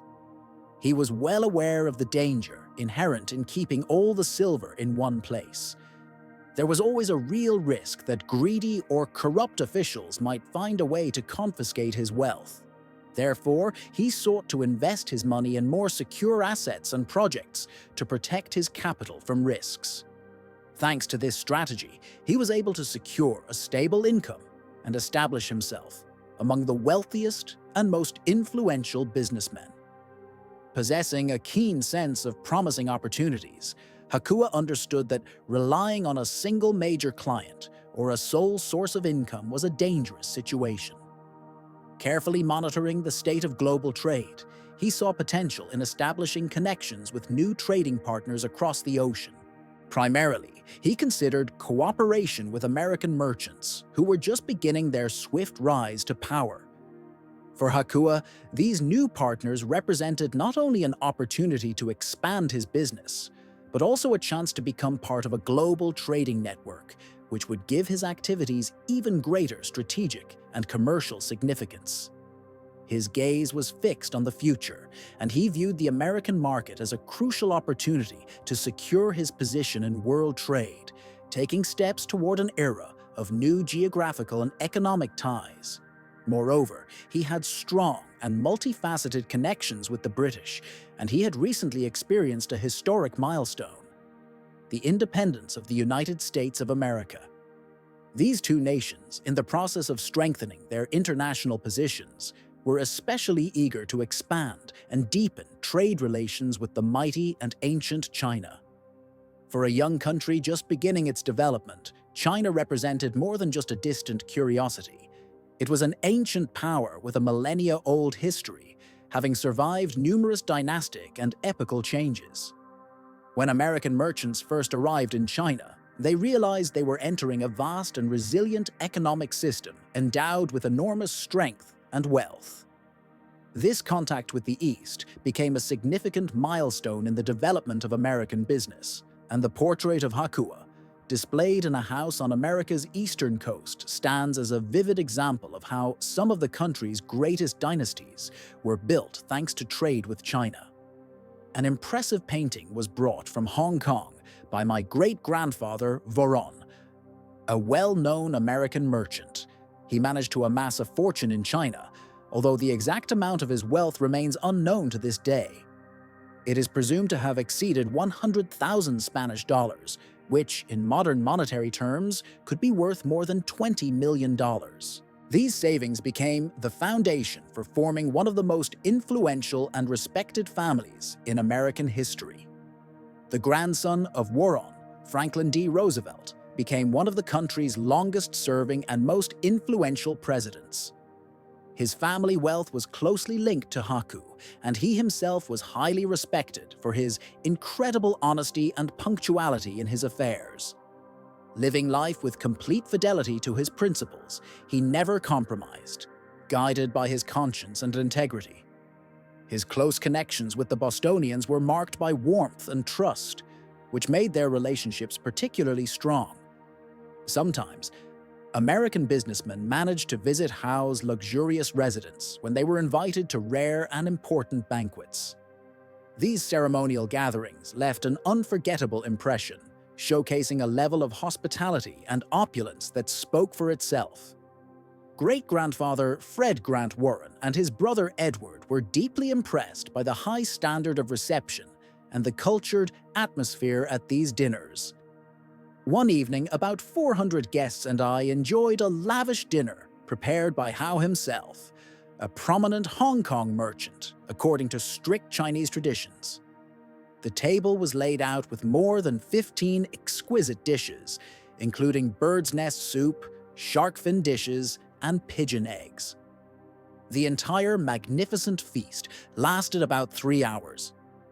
Many years have passed since Howe first hosted such a Chinese dinner at his home for friends, and perhaps he had never before treated his guests to such refined delicacies. These celebratory events helped Howe strengthen his business and personal ties with Americans. His relations with this distant Chinese state had become so solid that he entrusted part of his wealth to his closest business partners in the United States, assigning them to invest these funds on his behalf. A significant portion of his capital was invested in key moments of American history, in building railroads, factories, and coal mines. Thanks to such investments, large industrial enterprises emerged, substantially contributing to the country's industrial development. It can be said that a significant part of the American Industrial Revolution was financed by this Chinese trader, whose life and business were connected with Kinton in the first half of the 19th century. Today, many Americans express concerns about the growing influence of Chinese investments on the US economy. They wonder whether the scale of Chinese capital investment is too extensive and whether it threatens domestic companies and national security. However, despite all this, most of them do not realize that such a situation already occurred more than 100 years ago, when Americans actively traded with China and strengthened their business ties with the Eastern country. History shows that such economic ties and investments are part of a continuous process that a country encounters throughout its development. Despite the wealth and opportunities that trade offers, American traders in the early 19th century faced certain difficulties, similar to those experienced by all Western entrepreneurs trying to establish themselves in the Chinese market before them. One of the main challenges was finding Chinese goods that would attract buyers and generate substantial profits. At that time, American traders sought to avoid importing silver into China, preferring to bring other products they believed better matched the demand and requirements of the period. In the early 19th century, Western merchants transported a variety of goods to China, with silver standing out as a particularly prominent item, becoming a sort of currency in those regions. This metallic cargo not only enabled them to conduct retail trade, but also to develop larger wholesale transactions. Initially, they focused on selling furs harvested from the northwestern Pacific territories, which continued for several seasons. However, it soon became clear that silver attracted increasing interest from Chinese buyers and was becoming an extremely valuable commodity, surpassing even the goods they had previously imported in terms of demand. In the early 19th century, Western traders looked for new products that could bring greater profits. Their attention was drawn to tea, which they believed would sell well in the Chinese market given its popularity among local consumers. But what they brought to China turned out to be unexpected and shocking. Among these goods was a powerful and strictly prohibited drug: opium.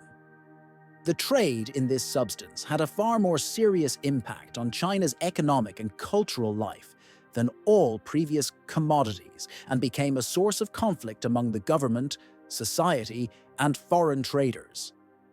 Opium smoking was banned as early as 1813, yet despite this, its trade not only did not decrease but expanded significantly. By 1830, around 1,000 chests of opium from India had been imported into the country, and by 1838, that number had grown to 4,000. Opium became accessible to various segments of the population, including high-ranking officials who used it for relaxation, middle-aged scholars who spent their leisure time smoking it in special salons, and workers seeking relief from muscle pain.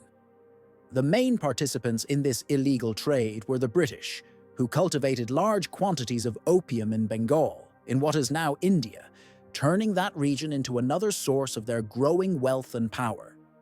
Soon, Britain had a commodity capable of competing with silver and in high demand in China: opium, which became an important economic resource. However, despite its commercial success, this also brought serious consequences. In 1832 alone, it was recorded that strategically important silver was actively exported from China in exchange for opium, harming the internal economic balance and distorting traditional trade. This process brought substantial profits to the British and other Western traders, among whom two ambitious Scots, William Jardine and James Mad, became prominent figures. They gained fame specifically through opium trading and continued to earn more and more money from it. In 1832, these two founded a company that eventually grew into a powerful international corporation with an annual turnover exceeding $4 billion. They had a tremendous impact on the development of a legal opium trade in China, thanks to their innovative delivery system. Unlike other traders who were content with supplying opium in regions along the Pearl River and remained hidden from the Qing officials' attention, Jardine and Mad created specialized ships for large-scale deliveries. They purchased fast sailing clippers, enabling rapid transportation of opium to Chinese shores, circumventing any obstacles. As a result, they became dominant players in the opium market in Britain and eventually in the Empire. The drugs unloaded from their ships on the Chinese coast were then transferred to local intermediaries, and from there to end consumers. As a result of their activities, the opium market in China expanded significantly, causing devastating effects on the country's internal stability, economy, and culture. Surprisingly, despite their activities, William Jardine and James Mad did not consider themselves smugglers. They presented themselves as gentlemen, strictly adhering to all legal norms, since their business was licensed and formally legal. However, their activities caused considerable dissatisfaction and even condemnation among the public and the government. William Jardine, who was once called a terrible man, was, according to Benjamin Disraeli, the British Prime Minister, a prosperous Scot whose portrait was constantly associated with wealth. He was often seen, a lean, neat-looking man with a well-groomed appearance, emerging from the port, where millions of opium bales could be noticed in every pocket at every step. Despite his reputation and connections, Jardine and Mad believed that their trade nearly met the needs of the Chinese population. They thought they were helping to solve the problems that had arisen in the country. But their business provoked fierce discontent and envy across the ocean, especially among American merchants, among whom Thomas Hyslop Perkins stood out. There were many respected people in Boston society who believed that the British were unlawfully displacing them from profitable opium trade. They were particularly alarmed by the prospect of losing some of their income, and among them was Perkins, who understood well that if he could exchange opium for tea, his wealth would increase sharply. He saw that this trade was a lucrative business and wanted to participate in it just as much as others.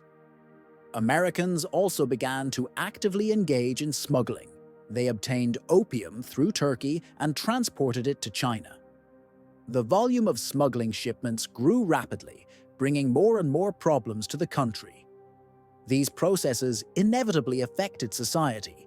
The social crisis became increasingly evident and acute. The widespread use of the nauseating drug became a common phenomenon, causing concern among officials of the Qing dynasty. An increasing number of government officials and diplomats took the danger of opium proliferation and its harmful consequences for the population seriously. By the 1830s, the number of addicts had reached into the millions.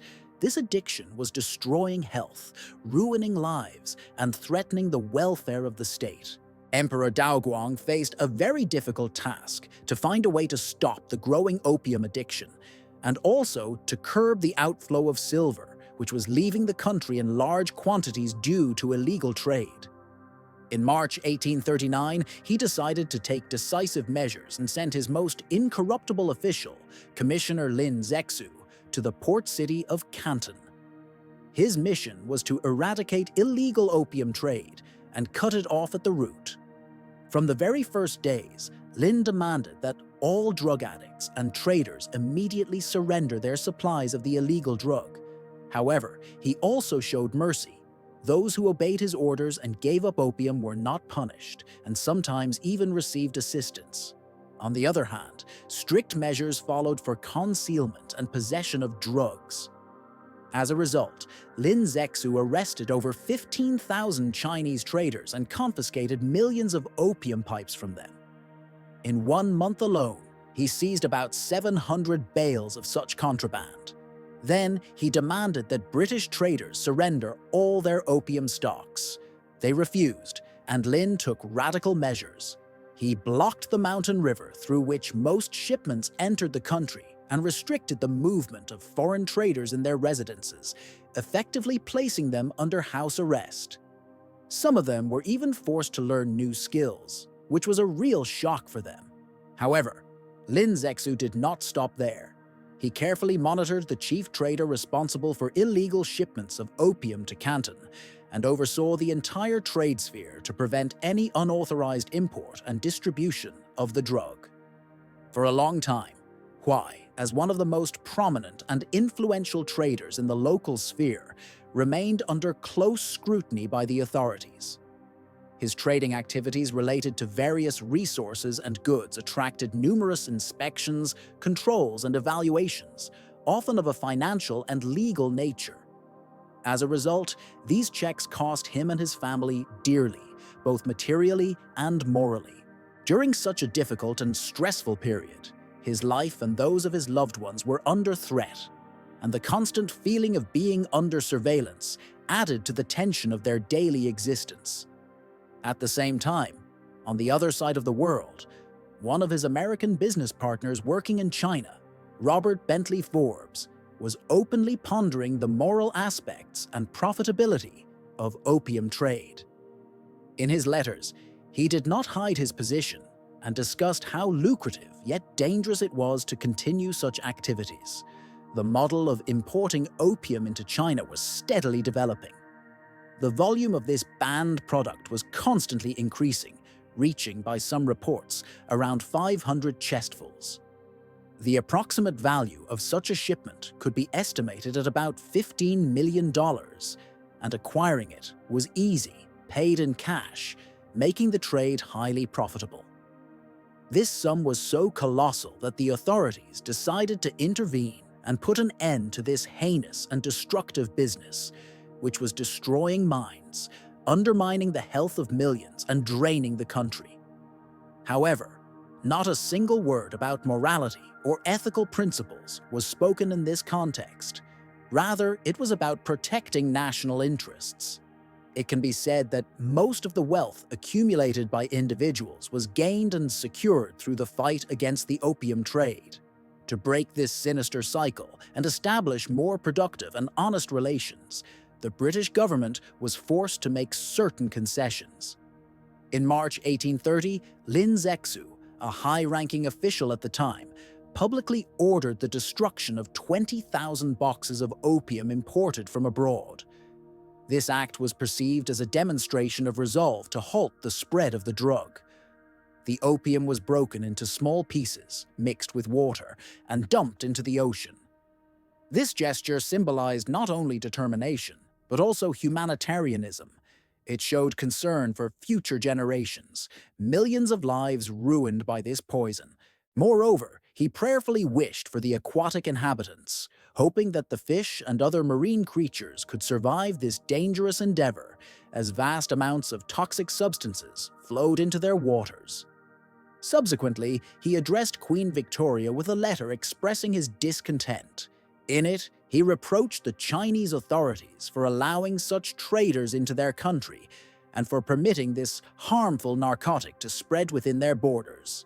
In his letter, he stated, "While you entice the Chinese people to acquire this poison, you demonstrate complete indifference to the lives of others, guided only by greed and the pursuit of profit, ignoring the terrible harm inflicted on the environment and people."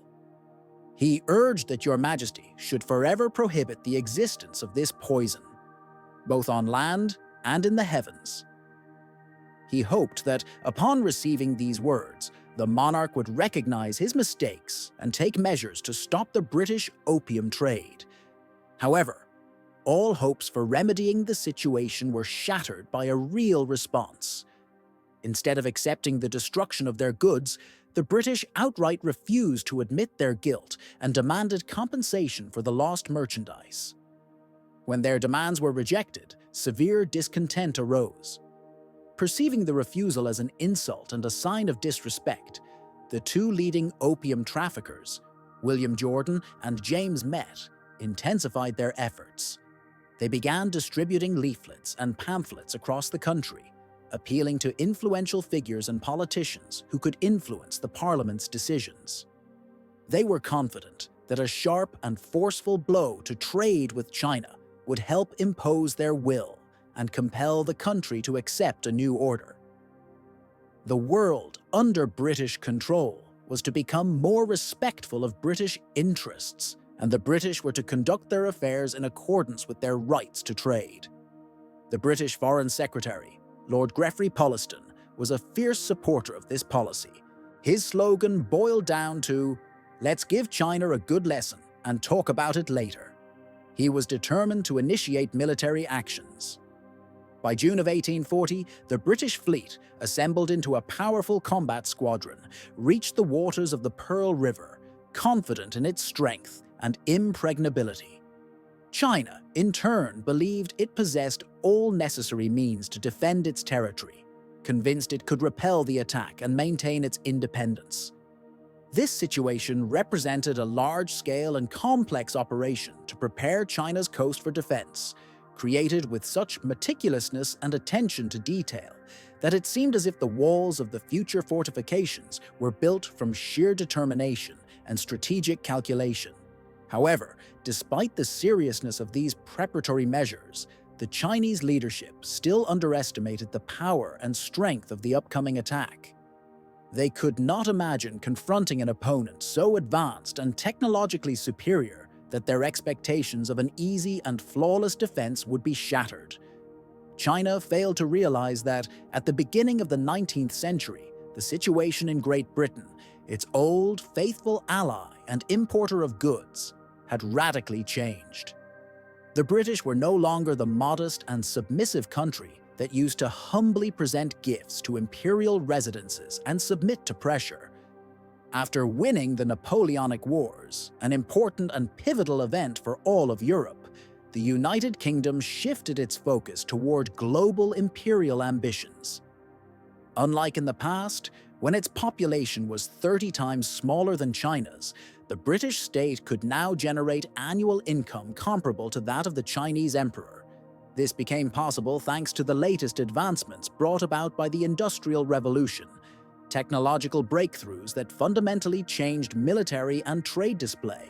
Steam-powered gunboats, first appearing off the coast of China, were drastically different from the vessels used just 100 years earlier. They were equipped with modern cannons capable of high accuracy, and their design was more stable and maneuverable. This was a high-tech weapons system that allowed the British to inflict significantly greater damage on their enemies at sea. A key moment in this new technological superiority was the victory of the ship Nemesis in the Opium War. British ships gained the ability to move even against the wind thanks to steam engines, making them inaccessible to traditional Chinese military vessels like junks. This marked a turning point, demonstrating technological dominance and placing China in a highly disadvantaged and vulnerable position vis-à-vis the powerful colonial empire. Chinese ports began to face systematic attacks, and its fleet was outmatched by British ships in firepower and maneuverability. In response, the British utilized all their technological advantages to maximize their influence and impose their will. When the war reached China's shores, the country's national forces suffered defeat, and ultimately a peace treaty was signed in 1842. This treaty, the Treaty of Nanking, became a turning point in history, marking the beginning of profound changes in the relations between China and Britain. A copy of this agreement is carefully preserved in the National Archives in London, serving as a record of diplomatic correspondence and political influence. The document details the intentions of both parties, Chinese and British, with the aim of resolving misunderstandings and hostility that had arisen between them. Despite the warm and friendly language contained within the treaty, it essentially confirmed that from that moment onward, China would be subordinate to British directives, automatically becoming its vassal state. The treaty clearly stipulates China's obligations to allow British citizens, their families, and businesses to conduct activities and reside freely without restrictions in cities such as Canton, Amoy, Nanjing, and Shanghai. However, the British were not willing to limit themselves to this. They also made another crucial demand. They required that Hong Kong Island be transferred into the indefinite possession of the British Crown to be administered according to its own laws and regulations. Perhaps the Chinese emperor had no intention of sharing this territory, but under pressure from warships and military force, he was forced to agree to the British colonizing this little-known island in southern China. Imagine that at the end of the 10th century, the Chinese fleet attempted to pass through the Sulu Strait. At that time, such an event would likely be perceived from a modern perspective as a clash on the brink of historical fate. To understand how this could have affected China, one must change the point of view and imagine how events might have unfolded differently. The Treaty of Nanking is considered one of the most important documents in Chinese history because it marked the beginning of a period that continues to this day, shaping national consciousness and the perception of the country in the early 21st century. The era later called the Century of Humiliations became a decisive moment for China, a time of forced concessions and political helplessness. The signing of this agreement was not just a formal act, but the extreme manifestation of the fact that the country could no longer determine its own destiny on the international stage. Instead of independent decision-making, it was dictated to, guided on how to behave in relations with the outside world, and this wound of insulting defeat and humiliation remained in the collective consciousness for a long time. The feeling of loss permeated the spirit of the nation, ingrained both in the national collective and in the heart of every individual. In personal destinies. The end of the glorious and powerful Canton era was tragic. It marked the end of the region's golden age, as well as the tragic fate of its chief merchant, a man known as Hokua, once considered the richest person in the world. He passed away in 1843, just a year after the end of the Opium War. His son inherited his father's business, hoping to continue the well-known enterprise, but the enormous wealth that had once been a source of pride for the family gradually depleted. Today, only his name and rare photographs remain in memory, capturing the once magnificent residences and luxurious gardens of Hokua, symbols of former glory. Memories of the grandeur and wealth that once celebrated the past have virtually disappeared from modern consciousness, leaving behind only a shadow of bygone times. For the victors of this cruel and destructive war, opium became an important prelude to new transformations. They began transforming Hong Kong, initially perceived as a barren rock on the Chinese coast, into a centralized stronghold of their empire. This city quickly became an important commercial and financial center, joining the British colonial system. In less than half a century, British dominance in Hong Kong played a key role in the decline of China's status as a leading world power. Soon, within less than 50 years, the opium trade that had begun in these regions completely altered the balance of power and weakened China's ability to resist external threats. Today, Chinese society faces a new, deeply brutal reality where opium once again takes center stage as the cause of new disasters, bloody wars, and destruction. The country once more becomes a victim of its own weaknesses and external pressures, while its unprecedented former wealth is greedily and mercilessly exploited.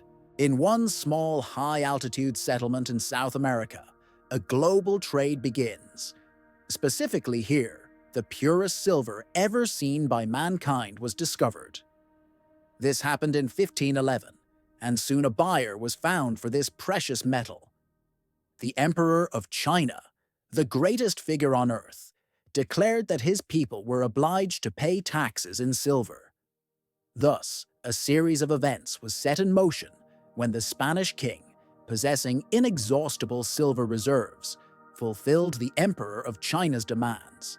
This marked the beginning of a new era that changed the global order. History recounts how silver became the foundation of the power and influence of Chinese rulers for over 400 years, while the entire world, for the first time, united into a global network and began playing by new rules. At the heart of this system was silver. This metal became an integral part of ensuring the strength and wealth of the empire. Its constant demand generated unprecedented wealth across various parts of the world as silver reserves became the basis of Chinese imperial power. This era marked the start of global interactions centered around a metal that changed the destinies of entire peoples and nations.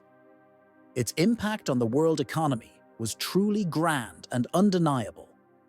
Chinese artisans, endowed with extraordinary talent and skill, produced silver items distinguished by unmatched beauty and elegance, which by the 15th century were in huge demand throughout Europe and Asia.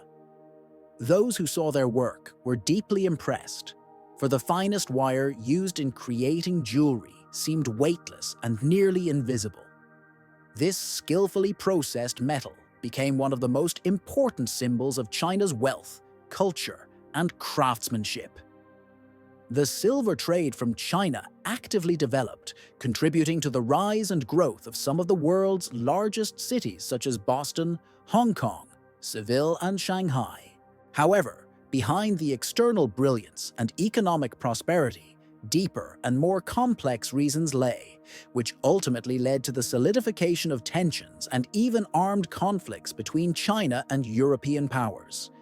In particular, one of the most tragic chapters of history is the so-called distortions and consequences resulting from these trade relations, including for China, which had to confront destructive effects on its internal and external stability.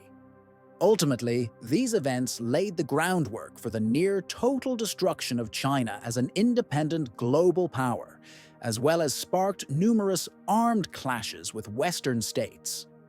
The British persisted in their efforts to gain freer access to Chinese resources and markets, and ultimately achieved their goal. During this time, China entered what is known as the Century of Humiliation, an era when the country lost control over its external affairs and its fate was in the hands of foreign powers. Faced with this reality, China faced immense difficulties in attempts to rid itself of imposed influences, struggling to restore its independence and sovereignty. Internally, silver became almost sacred. Its cult and symbolism spread widely, often being compared to gold, emphasizing its significance and value. This entire history demonstrates how silver influenced the course of world history, shaping nations' destinies and transforming the face of the global economy. It was as if silver had become part of history itself, capable of holding entire eras in its grasp. In 1914, during World War I, a new conflict erupted in China with Britain. The main cause of this confrontation was the illegal trade of British opium, a substitute imported into China to be used for tea production. This conflict is remembered as one of the famous Opium Wars. A key issue in these wars was silver. China had no need for foreign goods aside from this precious metal, which forced it to face serious difficulties, especially in its relations with Britain, which had a dire need for Chinese products. Many popular items manufactured in China found buyers in Britain. One of the most famous examples was tea, a beverage that became a symbol and an essential commodity of intercontinental trade. Along with this, to pay for these goods, vast amounts of silver flooded back into China, creating additional tension and economic strain. In search of a solution to the crisis, the British began exploring alternative ways to fill the deficit, discovering that large-scale production of opium could be highly profitable. The illegal trade of drugs led to the emergence of numerous underground factories within China, causing serious social problems and worsening the living conditions of the population. In response to this crisis, Chinese authorities took decisive measures, confiscating and destroying more than 1,000 tons of opium, worth millions of pounds in today's money. This drug was almost accidentally discarded into the Pearl River, a symbolic waterway flowing through the country. The destruction of British opium became one of the catalysts for the outbreak of armed conflict and played a crucial role in escalating the situation. In the end, China was forced to yield and sign a treaty, under which Hong Kong port was transferred under British control. and 5 additional ports were opened to Western traders. These treaties effectively granted foreign powers significant control, not only over external trade, but also over the internal administration of the country. Today, it seems incredible, but at that time, the British Foreign Office dismissed Hong Kong as a barren, rocky bay, lacking prospects for development.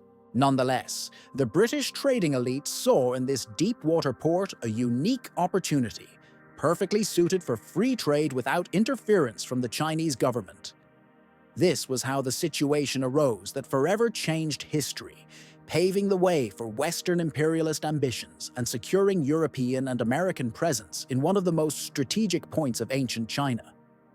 This photograph of Hong Kong Island, taken for export purposes from China, captured it from the perspective of mysterious gates that once served as gateways to the world of international trade. The main driving force behind Britain's pursuit of control over this strategic island was the traders. These people were filled with hope and optimism, believing that once they gained exclusive authority in Hong Kong, they would be able to develop their trade operations without hindrance, and many of the difficulties they faced would disappear.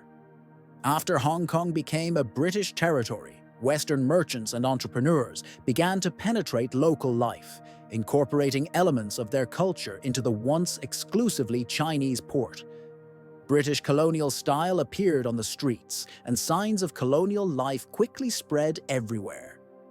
In response, many Britons living there, especially those passionate about Chinese culture, began purchasing craft items, with silverware with exquisite decoration being particularly valued.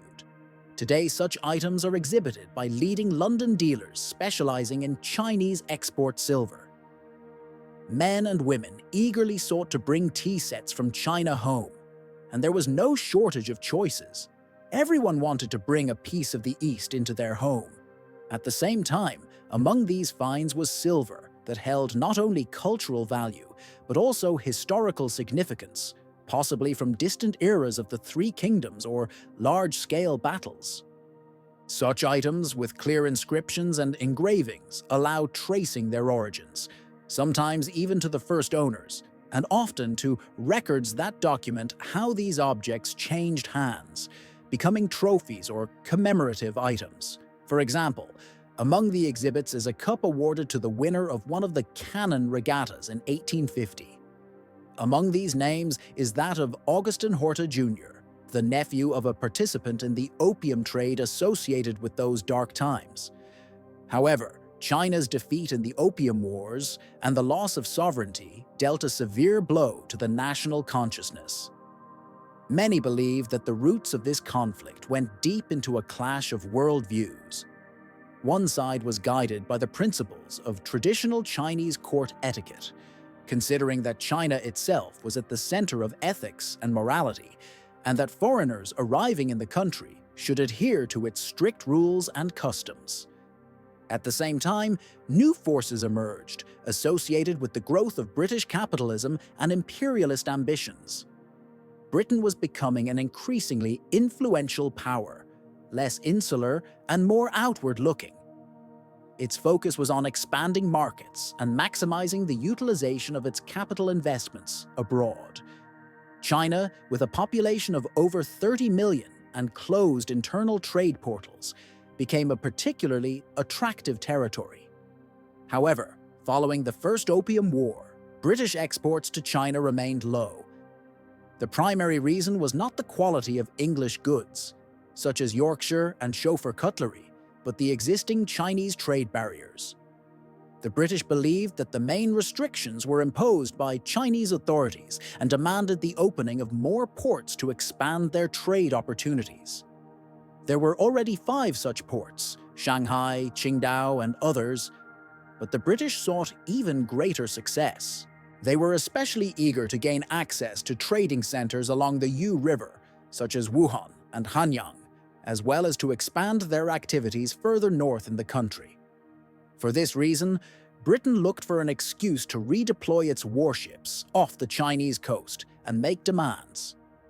This pretext arose in 1850, when, in the city of Canton, Chinese officials, without explanation, confiscated a British cargo and accused the crew of violating regulations.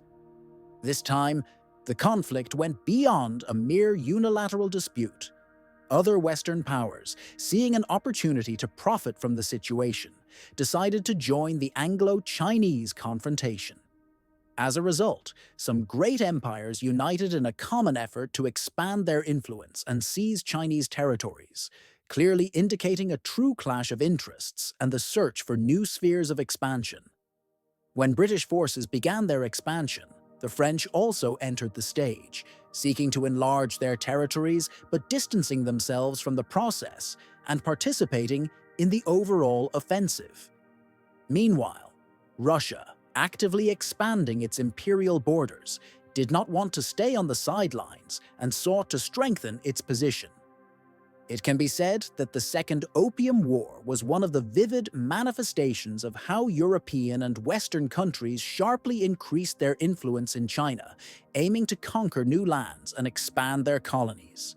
When in 1860 the combined Anglo-French forces captured Beijing, they committed an act that became, in essence, a symbol of cultural vandalism and brutality. First came widespread looting. Priceless imperial treasures from the palaces were either taken abroad or dismantled piece by piece.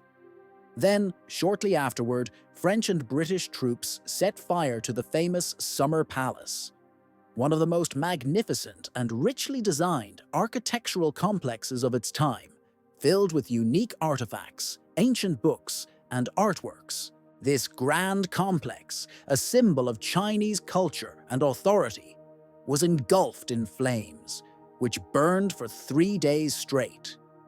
The order to destroy the palace was given by Lord Elgin, the commander of the British military forces, a man who sought to turn this act into more than just a military punishment. The destruction of the Summer Palace became not only a demonstration of power, but also a potent symbol of humiliation and weakening of the Qing dynasty's authority, driven by a desire to show the Chinese elite how quickly their empire could crumble if they failed to defend their dominions. Lord Elgin carefully planned his actions, believing that such a blatant display would quickly give way to a lesson that would be remembered for a long time. He wanted to show that even the most resilient, seemingly invincible civilization could fall within days, and that Chinese leaders should keep this in mind. Additionally, one of the consequences of this destruction was China's forced agreement to pay Britain a substantial compensation for the damages inflicted. A sum of 10 million silver shillings was designated to cover the damage, an amount worth over 21 million silver dollars, exceeding the financial loss China suffered during the First Opium War. In other words, this represented more than half of the country's annual income at the time. Under this pressure, China agreed to legalize opium trading and to open even more ports for international commerce, allowing foreign merchants to enter the country freely and conduct business. Copies of key peace treaties and a significant message written by the emperor's younger brother, Prince Gong, and addressed to Lord Elgin, have been preserved in British archives in London. In this letter, with regret and acknowledgement of defeat, there was an admission that China found itself in a perilous situation that effectively marked the beginning of its opening to the Western world. One can imagine the feelings that must have overwhelmed the young, noble, and high-ranking official that was Prince Gong when he authorized the sending of this letter. He was only 27 years old when he was engaged in diplomatic activities, and his emotions were surely complex. A mixture of duty, anxiety, and perhaps bitterness. British diplomat and politician Chris Gogo, who represented Great Britain at the time, was a well-known and respected figure. Although a newcomer to international negotiations, he was considered one of the most enlightened and modernized representatives of the Manchu royal dynasty, striving for westernization and progress. The first time Western delegates saw him, he was holding a glass of Coca-Cola in one hand and a cigar in the other, which was a cultural symbol of Western civilization at that time. It soon became clear that China, especially at that moment, was in a state of crisis. Its economy and armed forces were devastated. The country was suffering from internal rebellions and foreign military intervention. All this made the situation critical. For the first time in its long history, China found itself in a very vulnerable position, and this obvious weakness began to be openly evident. The harsh truth was that China's defeat marked the beginning of its long journey towards modernization and reform, as throughout the 20th century, the country had to continuously catch up with the progressing nations and adapt to new realities. During these troubling times for the Chinese people, Prince Gong took on an important mission: to transform the country, to elevate it from a state of victimhood into a power capable of defending its interests and participating in global politics. His task was to make China stronger, more resilient, and better prepared for future challenges, because the very interruption that occurred in history became the starting point of a long path toward transforming the great empire. This movement was called self-strengthening, although at its core, it was quite complex from the standpoint of high culture, craftsmanship, and artisanal traditions, which required many years of diligent practice and professionalism. In the middle of the 19th century, China was experiencing a period when, recognizing the absolute need to recover its losses and regained positions, it was rapidly increasing its efforts to keep pace with its advanced competitors, those who had already achieved significant success during the age of steam engines and the Industrial Revolution. We could barely imagine how steam mechanisms actually worked. Sometimes, it even seemed like a mystery how steam engines could function fully on steam. Questions arose repeatedly. Have you ever wondered how steamships or boats move? Have thoughts about the internal design of these vessels or their working principles ever occurred to you? During this time, Prince Gong directly and without delay began a large-scale modernization of the country's defense system. Having faced the threat of destruction during the Opium Wars, China in this historical period saw in these transformations an alternative to destruction and complete upheaval. As part of his state reforms, Prince Gong organized the creation of a new military unit armed with modern Western artillery and firearms. Several naval shipyards were also constructed, and work was begun on installing metal mines and producing steamships, which significantly replaced traditional Chinese junks with wind-powered vessels. These transformations were carried out with great efficiency and showed notable success, contributing to the strengthening of the country's defense capability. However, to turn his ambitious plans into reality, the prince required substantial financial resources, particularly silver. Consequently, foreign trade had to become a vital source of income to support his strategy. This led to the creation in China of a unique institution, the Imperial Maritime Customs Service. This organization was one of the most unusual and interesting structures established in the mid-19th century. The customs service operated directly under the government, collecting duties and taxes on imported goods and making a significant contribution to the national budget. Moreover, for many years, it was managed by British specialists and officials, which greatly influenced its development. For the first time in China's history, a unified tariff rate was introduced within the customs collection system, greatly simplifying international trade. This measure contributed to establishing clearer and more stable conditions for foreign trade, as well as providing better control over the import of goods. The Customs Service also began implementing quality standards nationally, enabling any foreign trader wishing to supply goods to ports such as Shanghai and other customs posts to negotiate with local officials in English. These steps created a reliable tariff system and modern port infrastructure, which in turn significantly stimulated trade development and strengthened China's position on the international stage. In the same year, Prince Gong appointed a person who fully shared his views on modernization as the head of the Maritime Customs Service. He was an outstanding young Irishman named Robert Hart. By the age of 25, Hart was already working in China as a translator and diplomat, fluent in various languages and familiar with the country's culture. Over time, Hart quickly developed a deep affection for the Chinese people and the country. His love for China became an important part of his life and work. He kept detailed diaries for 40 years, and these records are now stored at Queen's University in Belfast. In his letters and diaries, Hart referred to himself as a friend of China and genuinely sought to help the country to the best of his abilities, disregarding the role of external circumstances and personal benefits in his fate. His sincere attachment to China and its culture was evident to everyone who read his writings. Robert diligently studied the Chinese language and encouraged his subordinates to do the same, to better understand the country and its people. He showed genuine interest in various aspects of Chinese medicine, traditional music, and arts, dreaming of understanding the cultural identity of this ancient civilization in its entirety. Thus, Prince Gong found an important foreign ally, a supporter of modernization and reform, who shared his views and belief in China's future.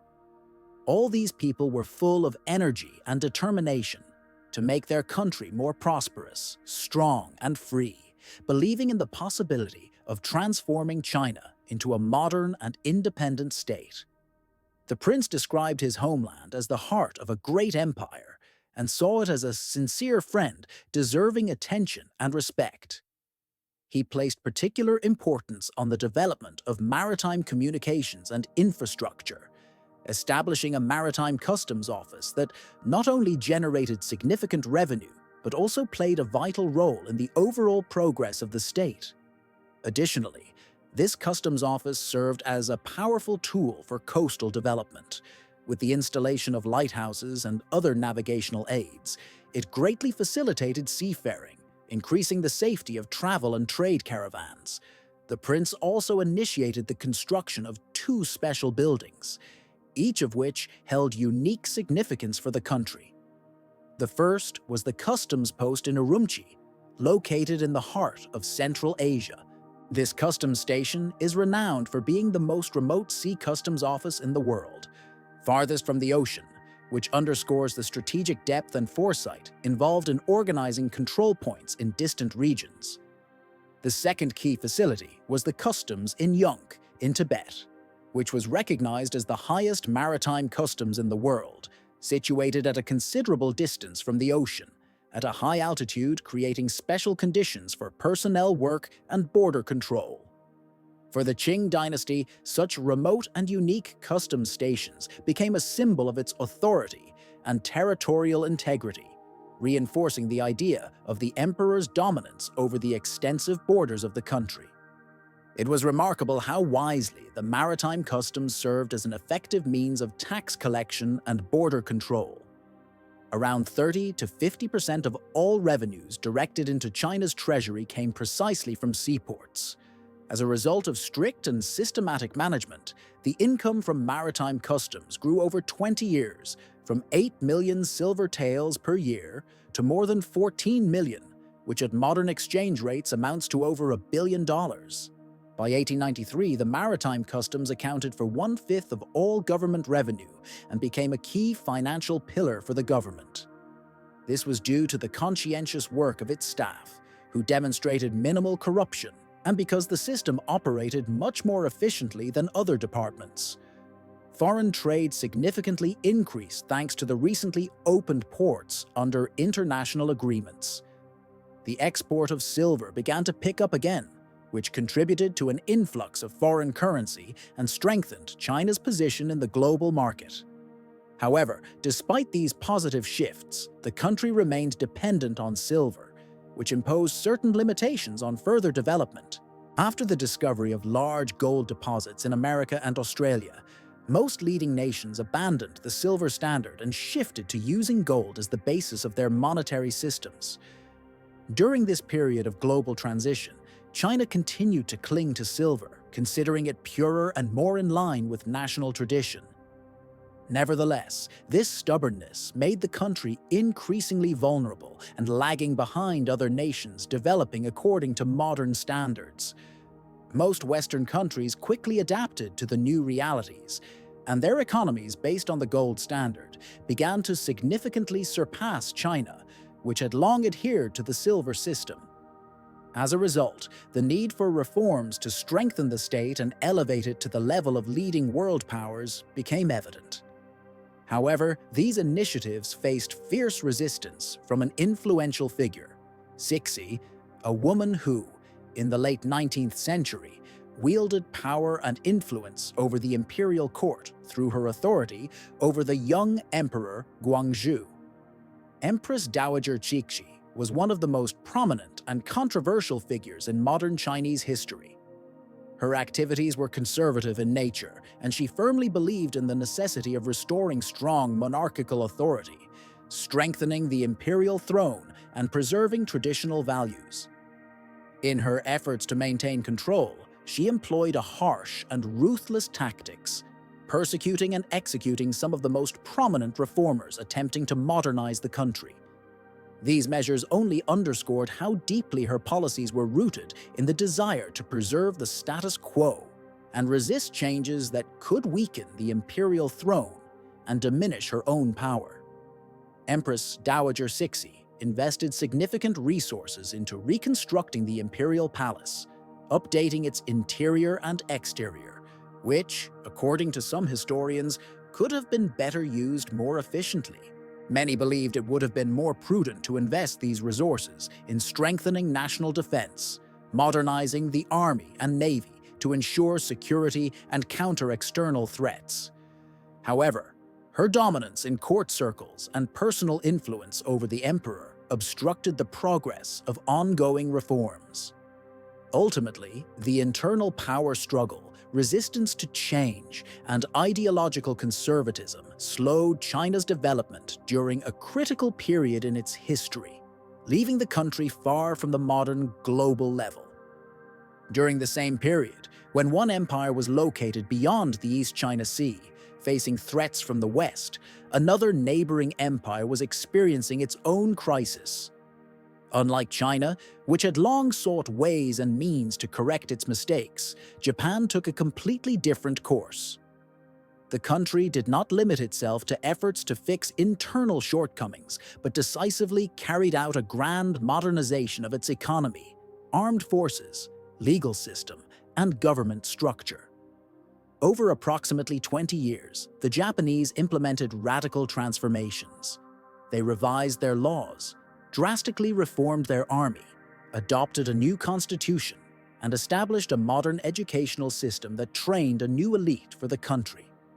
As a result, Japan transformed into a formidable imperialist power, rapidly expanding its influence and territories, particularly concerning its neighbors and within China itself.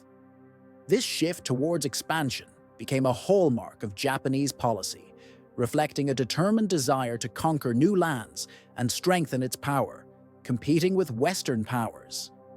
The conflict known as the First Sino-Japanese War broke out in 1894. Despite significant propaganda efforts within China, the modern Chinese fleet was unable to withstand the well-armed and strategically clever Japanese army and navy.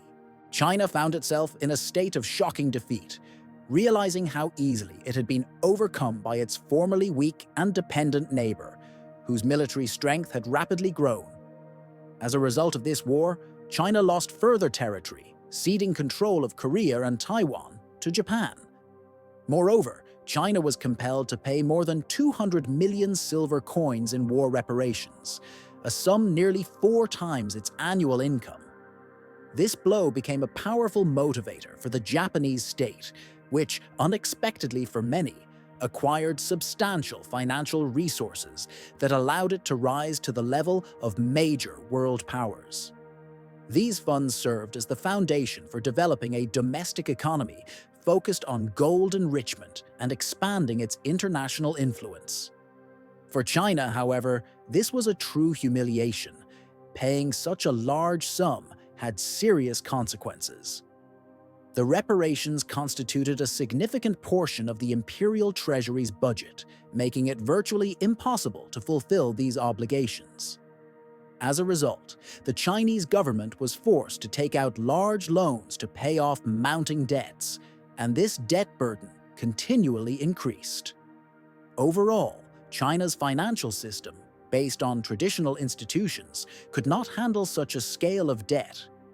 Unlike European countries, China lacked a developed banking sector with a well-established system of debt commitments and agreements. Imperial authority often paid little attention to the need to repay debts, believing that in cases where borrowers demanded repayment, it was enough simply to pay. As a result, the debt burden on the central government and its institutions was often covered through additional borrowing, and it was not customary to link these to a long-term responsible banking system. Consequently, China's banking industry remained weak and incapable of providing the necessary funds to pay military debts and compensations. However, after the 19th century, a large number of foreign banks and financial institutions began to play a dominant role in the Chinese economy. The main reason for this was that the government increasingly turned to foreign loans to pay Japan and compensate for its losses.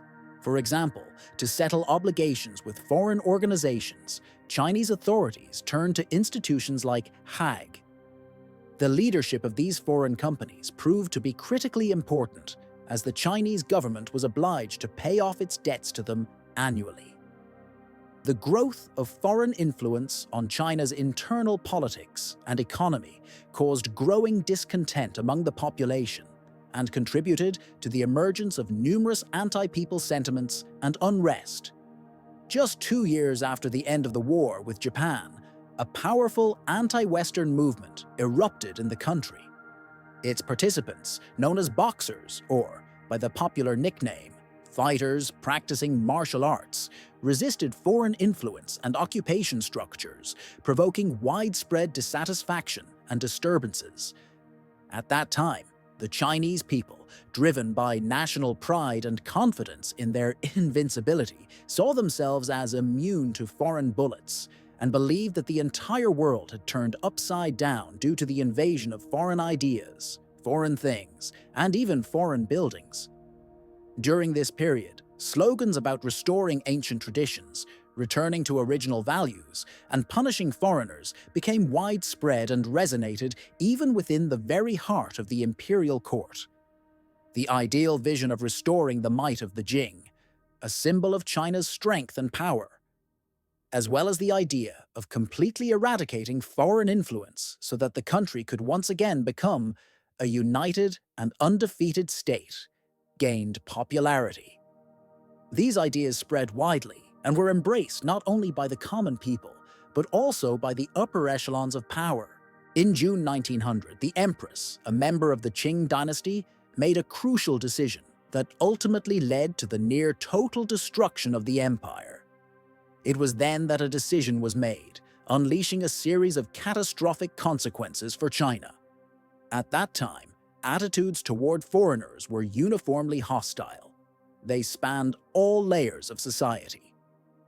People perceived foreigners either with suspicion or hostility, considering them the source of all troubles. Especially clearly, this was fully realized by Cixi herself, a woman who had been noticeably skeptical of the presence of foreigners throughout her life.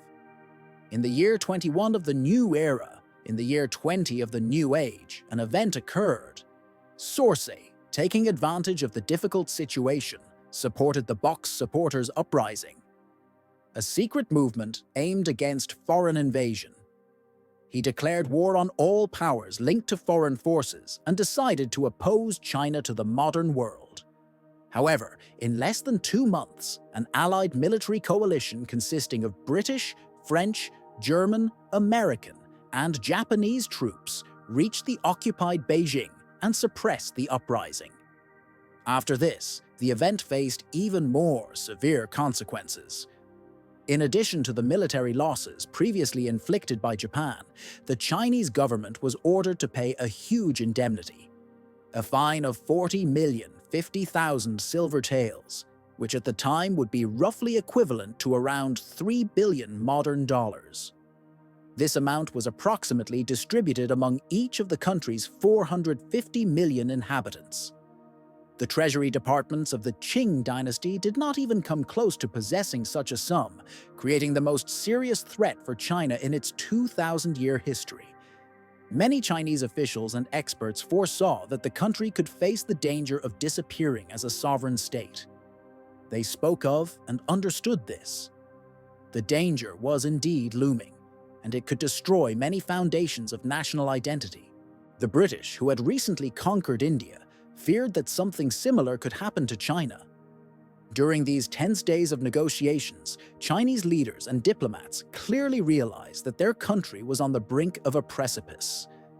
They could not afford to risk their international reputation again, because their goal was to maintain the image of a reliable partner for the global community, so that the countries of the world could continue to trust them. In this critical situation, the Chinese turned to one Western man with extraordinary experience in foreign policy and finance for help. Surprisingly, it was this person who could help save China from the danger of complete division and collapse. This person was Robert Hart, primarily dedicated to convincing foreign powers not to rush to partition China. He insisted that the country must undergo internal reorganization, capable of fulfilling its debt obligations. None of the interested parties wanted to miss the chance to profit from China's rich resources, and Robert Hart managed to unite the efforts of all concerned. He wisely proposed a compromise roughly along these lines. We are prepared to pay this enormous indemnity of 45 million ounces of silver, provided that a solid bond is established between the Qing dynasty and the 8 countries that invaded China. Thus, the interests of these states became linked to the fate of Chinese authority and its obligations to make payments. As a result, China avoided complete partitioning.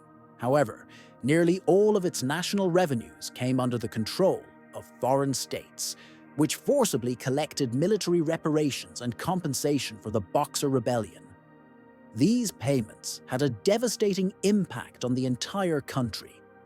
China had no choice but to once again seek loans from foreign banks, and the debt became increasingly stretched and irreversibly grew. The responsibility for managing this complex process was undertaken by an organization led by Robert Hart, which strove to do everything possible to mitigate the consequences and find a way out of the situation. To simplify its activities as much as possible, the Chinese government decided to transfer management of this task to the Maritime Customs Service. This step was quite logical and convenient, as the main role of this service consisted of establishing customs duties and storing collected revenues in specially created state treasuries. The HG, the great transformation that took place in less than 100 years, saw all of China transition from a global economic superpower to a dependent and vulnerable state. According to my calculations, by the mid-19th century, around 1850 or 1860, China's gross domestic product still amounted to about half the level reached in 1800.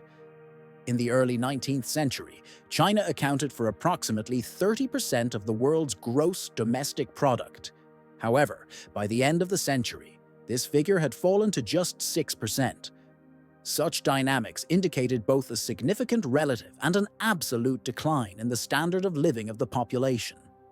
Once upon a time, China held leading positions in global trade. Its ports and trade routes enjoyed immense recognition. Today, it faced serious difficulties in maintaining its national integrity and functioning. The institutions of power there had become chronically weakened, and attempts at large-scale modernization of the country ended in failure. Public discontent grew increasingly sharp. Society lost faith in its rulers and their capacity to govern the country. By 1911, the situation had reached a boiling point. The imperial power was overthrown by revolutionaries led by a leader named Sun Yat-sen.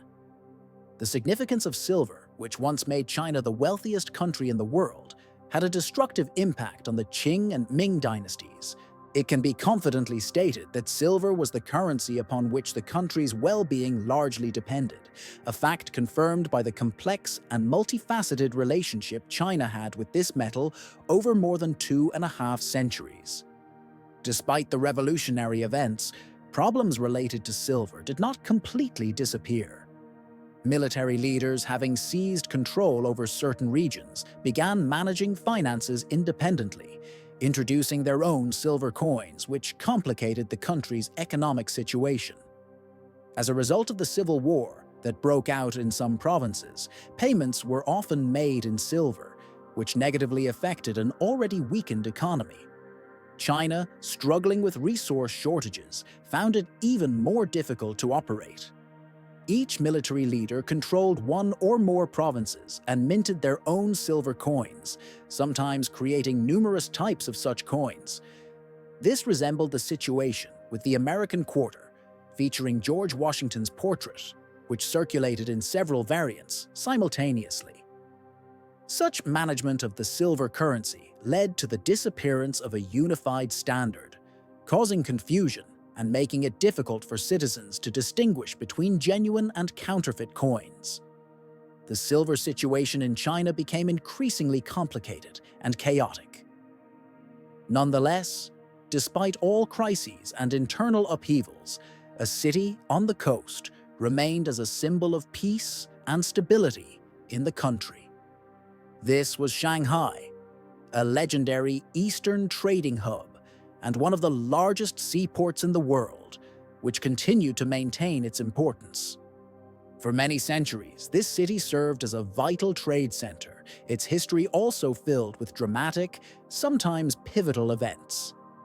During the British presence in Shanghai, it did not yet become the cosmopolitan center of trade and culture we see today, but over time, recent history shaped it into a dynamic and multifaceted city. Today, along one of the central boulevards known as NRO, numerous shops and enterprises line the street, creating an atmosphere of business activity. The widespread opinion that Shanghai resembles New York more than Washington became common. People came here, goods were loaded and unloaded, trade and business thrived.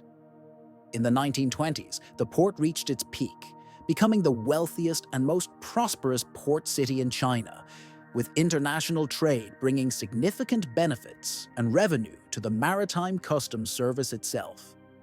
At that time, its income accounted for nearly 90% of the state budget, and all this silver cash was stored in an English bank, emphasizing the role of foreign capital in the country's economy. Some of the founders of this bank amassed their wealth through opium trade, giving their biographies a historical and even shocking nuance. After 1911, all customs revenue began to be accumulated in banking institutions located in Hong Kong and Shanghai. This significantly elevated the role and importance of this bank, as its share in the financial system became extremely large and influential, allowing it to expand its capabilities and reach. Throughout the 20th century, this banking institution transformed into the largest financial establishment in the Pacific and East Asia regions, thanks to the influx of an endless stream of capital that fueled its accounts with the gasoline of success and power. Based on these financial resources, the city of Shanghai decided to erect a truly magnificent building for its new headquarters, located on the renowned waterfront of the city, which itself had become a symbol of progress and strength. The interiors of this architectural masterpiece, characterized by elegant refinement and grandeur, garnered admiration and were rightfully recognized as the ideal among similar buildings in the fields of finance and commerce, rooted in Asian and Far Eastern culture. This inner luxury and atmosphere of majesty made it a model to emulate, standing out among others. As time passed and the Eastern market began to develop rapidly, imports into China reached and exceeded $300 million annually, indicating explosive growth and vast regional opportunities. In the 1920s, Shanghai transformed into one of the largest metropolises in the world, its streets filled with skyscrapers, a tram network, and a lively, pulsating atmosphere reminiscent of Paris's style and spirit. It was popularly called the Paris of the East, and locals embraced the Silver Era with particular enthusiasm, infused with wealth and a new way of life. Shanghai craftsmen, with the skill of expert jewelers, created silver cocktail shakers and other items that quickly gained demand among the local aristocracy and elite. Their adornments became symbols of status and refined taste. All these people regularly visited famous cabarets, nightclubs, and ballrooms, where the vibrant nightlife turned into a true center of jazz culture of that era. The night parade of lights, music, and merriment in 1920s-30s Shanghai can be likened to a magical land filled with neon lights, tongues of flames, and the sounds of jazz pouring out of ballrooms and nightclubs, creating a unique atmosphere of an endless celebration. One of the main reasons Shanghai thrived amid the post-revolutionary chaos in China was its complex, branching internal structure, safe and well-organized. The city was under foreign control, with its territory divided into zones designated for foreigners, the so-called International Settlement and the French Concession. All 3,500 Europeans inhabiting these privileged areas were exempt from Chinese legislation and regulations, granting them its increased freedom. Western citizens obeyed only their own legal norms, allowing them to feel entirely free and protected within Chinese territory. In turn, the legal system and laws applied in these lands were based on Western principles and standards, which had a significant impact on the development of the entire country. These unique features ultimately played an important role in shaping China's character and destiny. One of the most notable consequences was that both foreign and local businesses in Shanghai operated in accordance with Western laws, ensuring stability, predictability, and growth. This factor helped make the city the largest in the country for storing and handling silver. Unlike Hong Kong, where development was less rapid, Shanghai grew much faster each year, and its population surpassed that of Hong Kong several times over. After the 20th century, the city became a kind of refuge for Chinese industry, the banking sector, and business in general, transforming into the main economic and cultural stronghold. Nevertheless, even amidst such economic growth and large-scale changes, one of the old problems persisted: the issue of currency. China continued to adhere to its traditions, which was reflected in its attachment to silver ingots that served as the foundation of its monetary system. Nothing illustrates this better than these ingots themselves, which became a symbol of stability for locals and banking transactions alike. When someone has a piece of silver, be it a bar or a coin, they always know exactly what to do with it and how to use it. Special procedures were required to verify the authenticity and weight of the silver ingots, weighing and measuring. These ingots were not currency in the usual sense. They could not simply be forged or exchanged for small change. They served as a reliable and proven means of store of value, and the technology for measuring and appraising them originated in the Middle Ages. Traditions of assessing silver quality and determining its weight in qian units go back deep into ancient history, and these old methods were used even in the 20th century. Despite this complex system having existed for many centuries, it was never a single, uniform standard across all of China. The country, with its vast size and cultural diversity, had about 17 to 50 different types of measures known as qira. In the 20th century, especially starting from the 1930s, China underwent significant changes aimed at modernizing and regulating its economic and financial institutions. However, this process proved to be extremely challenging and not always smooth. Many reforms faced resistance and instability. Just as Prince Dizhi once sought change and reforms, other brave individuals also attempted to propose ideas and transform outdated systems. But among those striving for modernization, one person stood out, decisively taking responsibility for implementing the changes. In April of 1933, in the heart of Shanghai's commercial district, an important meeting was held to discuss the need for currency reform in China.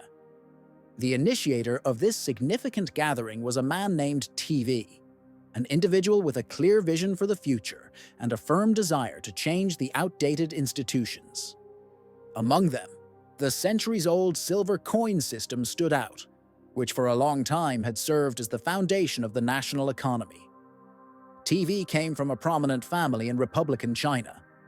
His sisters were renowned for their beauty, and his father-in-law held the position of Minister of Finance in the new Republican government.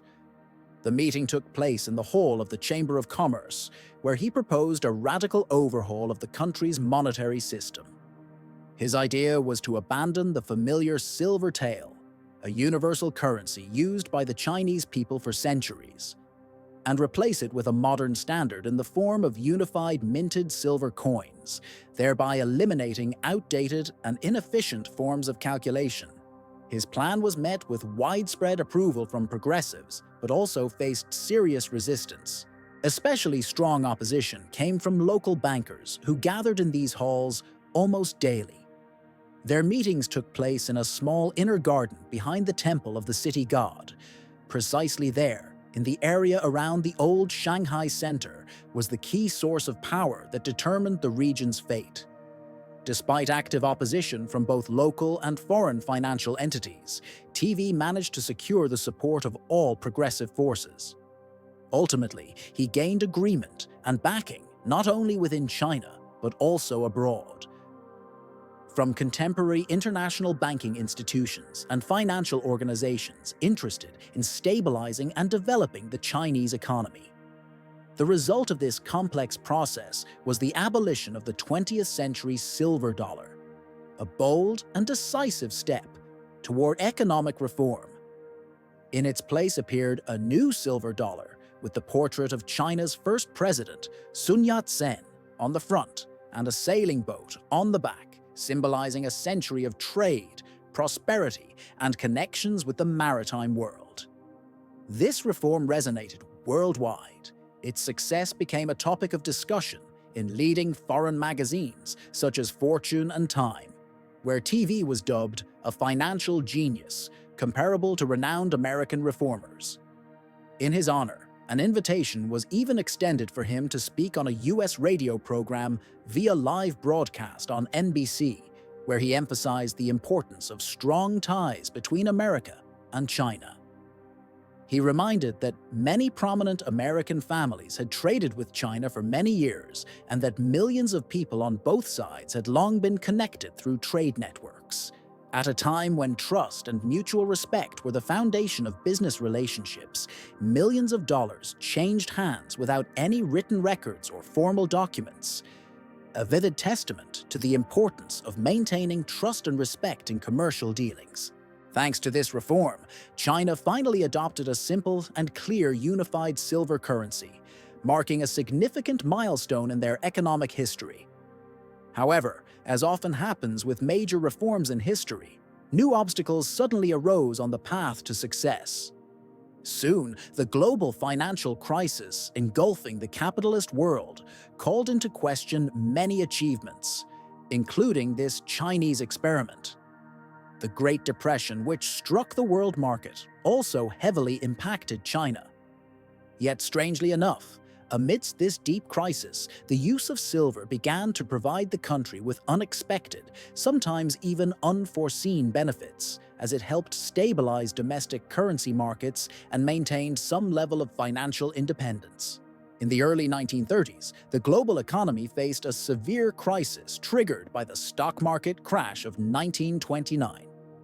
This catastrophe led most countries into a prolonged recession and their financial systems into crisis. Germany, suffering from the consequences of hyperinflation and failed attempts to restore economic stability, also experienced turbulent times. At the same time, the situation in China was radically different. Despite general instability and global volatility, which the local authorities controlled at the national level, China continued to use silver as its main monetary basis. This fact was surprising because the value of silver relative to other currencies had significantly declined, and many countries had already abandoned silver standards. However, in China, the value of this metal remained relatively high. It was especially important that Chinese money, or shekels, was denominated specifically in silver, which meant their stability and the trust in the national currency even in difficult times. This fact made Chinese products very attractive on the international market, as the low cost of silver allowed for significant price reductions on exported goods, making them more competitive abroad. It can be said that the main reason for this success was that Chinese shekels remained relatively inexpensive due to their linkage to silver, enabling the country to keep the prices of its goods at a competitive level. However, this advantage proved to be short-lived, as one of the significant factors capable of dismantling such a system was pressure from other countries. In particular, China found itself threatened by a state that just 2 years earlier had actively supported financial reforms: the United States of America. American senator named Kai Pittman began to raise alarm, demanding urgent measures to save the country's silver industry. He argued that silver-producing countries, including his home state of Nevada, were suffering significant losses due to low global prices for this precious metal. Under intense pressure from the American president, a special law was enacted, establishing an active program to purchase silver. This measure led to a sharp increase in domestic demand for silver within the United States and contributed to a rapid rise in international market prices for the metal. The main driving force behind this process was the demands of the American economy. The US pushed to raise silver prices in order to protect and support its industry. As a result, when the silver flow from China began to decline sharply, a very dangerous situation arose. The connection between the two sides, countries that used silver as a currency standard and those that formed an important export market for China, significantly deteriorated. If the situation persisted, it could lead to severe consequences.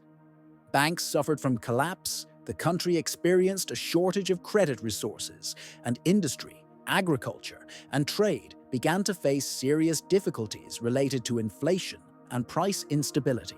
This turn of events was turning into a dangerous financial crisis, which rapidly escalated into an economic crisis affecting both the social sphere and the overall well-being of the people.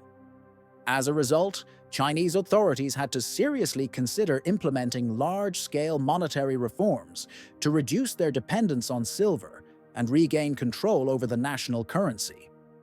After a century of using silver as the main currency in Chinese monetary practice and tradition, the leadership decisively moved away from this metal. The United States actively supported this idea, urging China to adopt a different monetary system, and ultimately, in 1935, the task was accomplished. It was announced that silver would no longer be used as the basis for currency. Consequently, the silver standard and silver coins disappeared from circulation, making way for new forms of transactions. It was in this year that China's era of silver abruptly and quietly came to an end. The centuries-old tradition of using the metal to back the currency and as a monetary sign was completely abolished. Soon after, in 1949, with the arrival of communist rule and a change in political regime, silver artifacts were forever removed from the country's circulation as symbols of the old order. During this period, the Silla family, one of the old and well-known dynasties, faded into distant memory. The long history gradually slipped away, until 2 decades later, an unexpected discovery was made. In a wealthy house located on the eastern coast of America, a discovery is made that unleashes long-forgotten memories. It was a mansion previously owned by Robert Bunnett Forbes, a renowned trader from China in the 19th century. His income came from the trade of tea and opium. and he became one of the most prosperous businessmen of his time. Forbes's great-great-grandson, a young man named E. Crosby Forbes, shows a keen interest in family history and ancient China. He inherits this mansion and unexpectedly finds there a valuable family legacy. Documents, photographs, and artifacts relate to the legendary history of kinship. Especially captivating to him is a theme more forgotten and rare than ever before: the ancient profession and trade of Chinese export silver, which by the 20th century had almost completely disappeared. This passion becomes more than just an interest for Crosby. It becomes a true pursuit into which he invests a great deal of time. He decides to dedicate himself to researching and preserving this rich heritage, striving to uncover pages of history that lie beyond the bounds of time and forgetfulness. About 10 years before the topic gained widespread popularity, Crosby had already begun intensive study in this field. In 1975, he published his first scholarly work dedicated to Chinese export silver, marking an important step in his career and scientific discoveries in this area. While studying one of the rare silver artifacts, the researcher emphasized how much the art of Chinese craftsmen who created such pieces had been forgotten and lost. This extraordinary teapot, dated from the 19th century and made in England, became an example of English silverware. But its true origin from China had been completely lost over centuries. At that time, such adornments served as inspiration for Russian and European jewelers, establishing the highest craftsmanship and harmony in such connections. Crosby was the first researcher to re-evaluate this teapot as a product of Chinese craftsmanship rather than English manufacturing, which radically changed perspectives on its historical value. Over 40 years later, his work illuminates the elegant and forgotten art of Chinese export silver, opening new horizons for understanding the past and transforming contemporary perceptions of traditional crafts in China. Among those inspired by this heritage is artist and craftsman Alan Chan, whose works honor and continue this unique cultural tradition. Personally, I often have the opportunity to collect items from Hong Kong designers, as I find in them undeniable beauty, unmatched by anything else, and I feel a deep connection to rich history. These export silver pieces serve as living testimonials of culture and history, embodying centuries-old traditions. For example, an eyeglass case used many years ago personally inspires me to develop new ideas and design concepts. As a graphic artist, I see how elegant bamboo leaves harmonize with calligraphy, which could serve as the basis for a cover design, a guide, or another art project. This is a wonderful idea, as it evokes the image of a spice set, carefully arranged seasonings that add zest and richness to the flavor. An ornament created over 100 years ago in China is a business card holder, demonstrating that the tradition of exchanging business cards has existed in the country for more than a century. This masterful design impresses me with its complexity and refinement. I marvel at how skilled artisans attained such artistic mastery and surpass expectations to create these amazing items. They depict various Chinese costumes and outfits from the past century, transforming the piece into a miniature story about the everyday life and culture of ancient China. It is like a three-dimensional living film, revealing each layer of traditional Chinese life. The design of this object beautifully combines classic Chinese motifs with Western forms, giving it a distinct expressiveness. When you look at this item, it appears as if a dragon is twisting in dance, a living legend.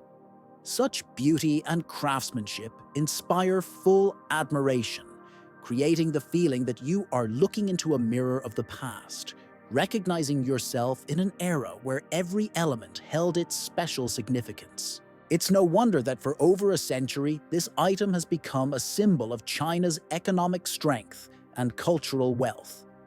Even today, After 100 years, such items evoke wonder and admiration at exhibitions and in collections. In the 20th century, amid the height of diplomatic activities, in 2014, when China hosted leaders from the Asia-Pacific region, the country managed to present each guest with an elegant silver gift. Such a present not only highlighted the high level of artistry and craftsmanship, but also served as a symbol of respect for the country's historical ties to silver. Today, China has once again become the world's largest importer of silver, indicating its increased role on the global stage. Modern industries involved in high-tech manufacturing, consumer electronics, mobile devices, and electric vehicles have a pressing need for silver, as this metal plays a crucial role in their products and technologies. These items are produced right in the heart of China, a country renowned for its scale and industrial might, which are truly astonishing. Workers at one of the country's largest factories are preparing for another shift, part of a vast team of thousands of specialists tasked with transforming sunlight into useful energy through the use of silver. Each month, approximately 70 million solar panels are produced here, highlighting the scale of this manufacturing. Inside each panel, roughly 6 by 6 inches in size, there is a very thin silver film with a thickness less than that of a human hair, making it extraordinarily delicate yet vital for the device's operation. Most of the world's largest solar power plants are concentrated in China, which utilizes the country's global silver reserves to ensure a stable and endless flow of energy necessary to operate industrial enterprises and entire regions without interruption. In its pursuit of expanding markets and strengthening its position on the international stage, China is now considered the largest economy in the world in terms of physical goods production. Sectors such as clothing manufacturing, electronics, cameras, and televisions. This is evidenced by the fact that its indicators already surpass those of the US economy by 20 to 27%, making China a model for others to follow. In this context, an analogy can be drawn with the British economy in the early 19th century, a nation that reached the pinnacle of its power and was forced to pause before entering a new phase of development. The ambitions and drive of Chinese companies to expand beyond their borders indicate a high level of economic dominance and tremendous growth potential. Simultaneously, modern China again allows the world to view itself through the lens of its long-established historical role as an ancient yet forward-looking economic power. In the 19th century, China was considered a great nation. However, it only entered periods of true power briefly, plunged into stagnation, and temporarily lost some of its influence. Reflecting on the words of Napoleon Bonaparte, known for his foresight, it can be said that he predicted, "When China wakes, the world will tremble," and this prediction has proven to be quite timely. As early as the 15th century, China became a pioneer of globalization by releasing its share of silver, initiating a new era in world history, since this precious metal became a crucial component of international finance and exchange processes. Today, money can take countless forms, and most transactions are executed electronically. However, in the Chinese language, symbols representing money literally mean silver, and words for banks are associated with the concept of a silver shop. Such linguistic nuances subtly reveal how long silver has been a cornerstone in the formation of this country's economy, and how deeply it has influenced the development of the global financial system and culture.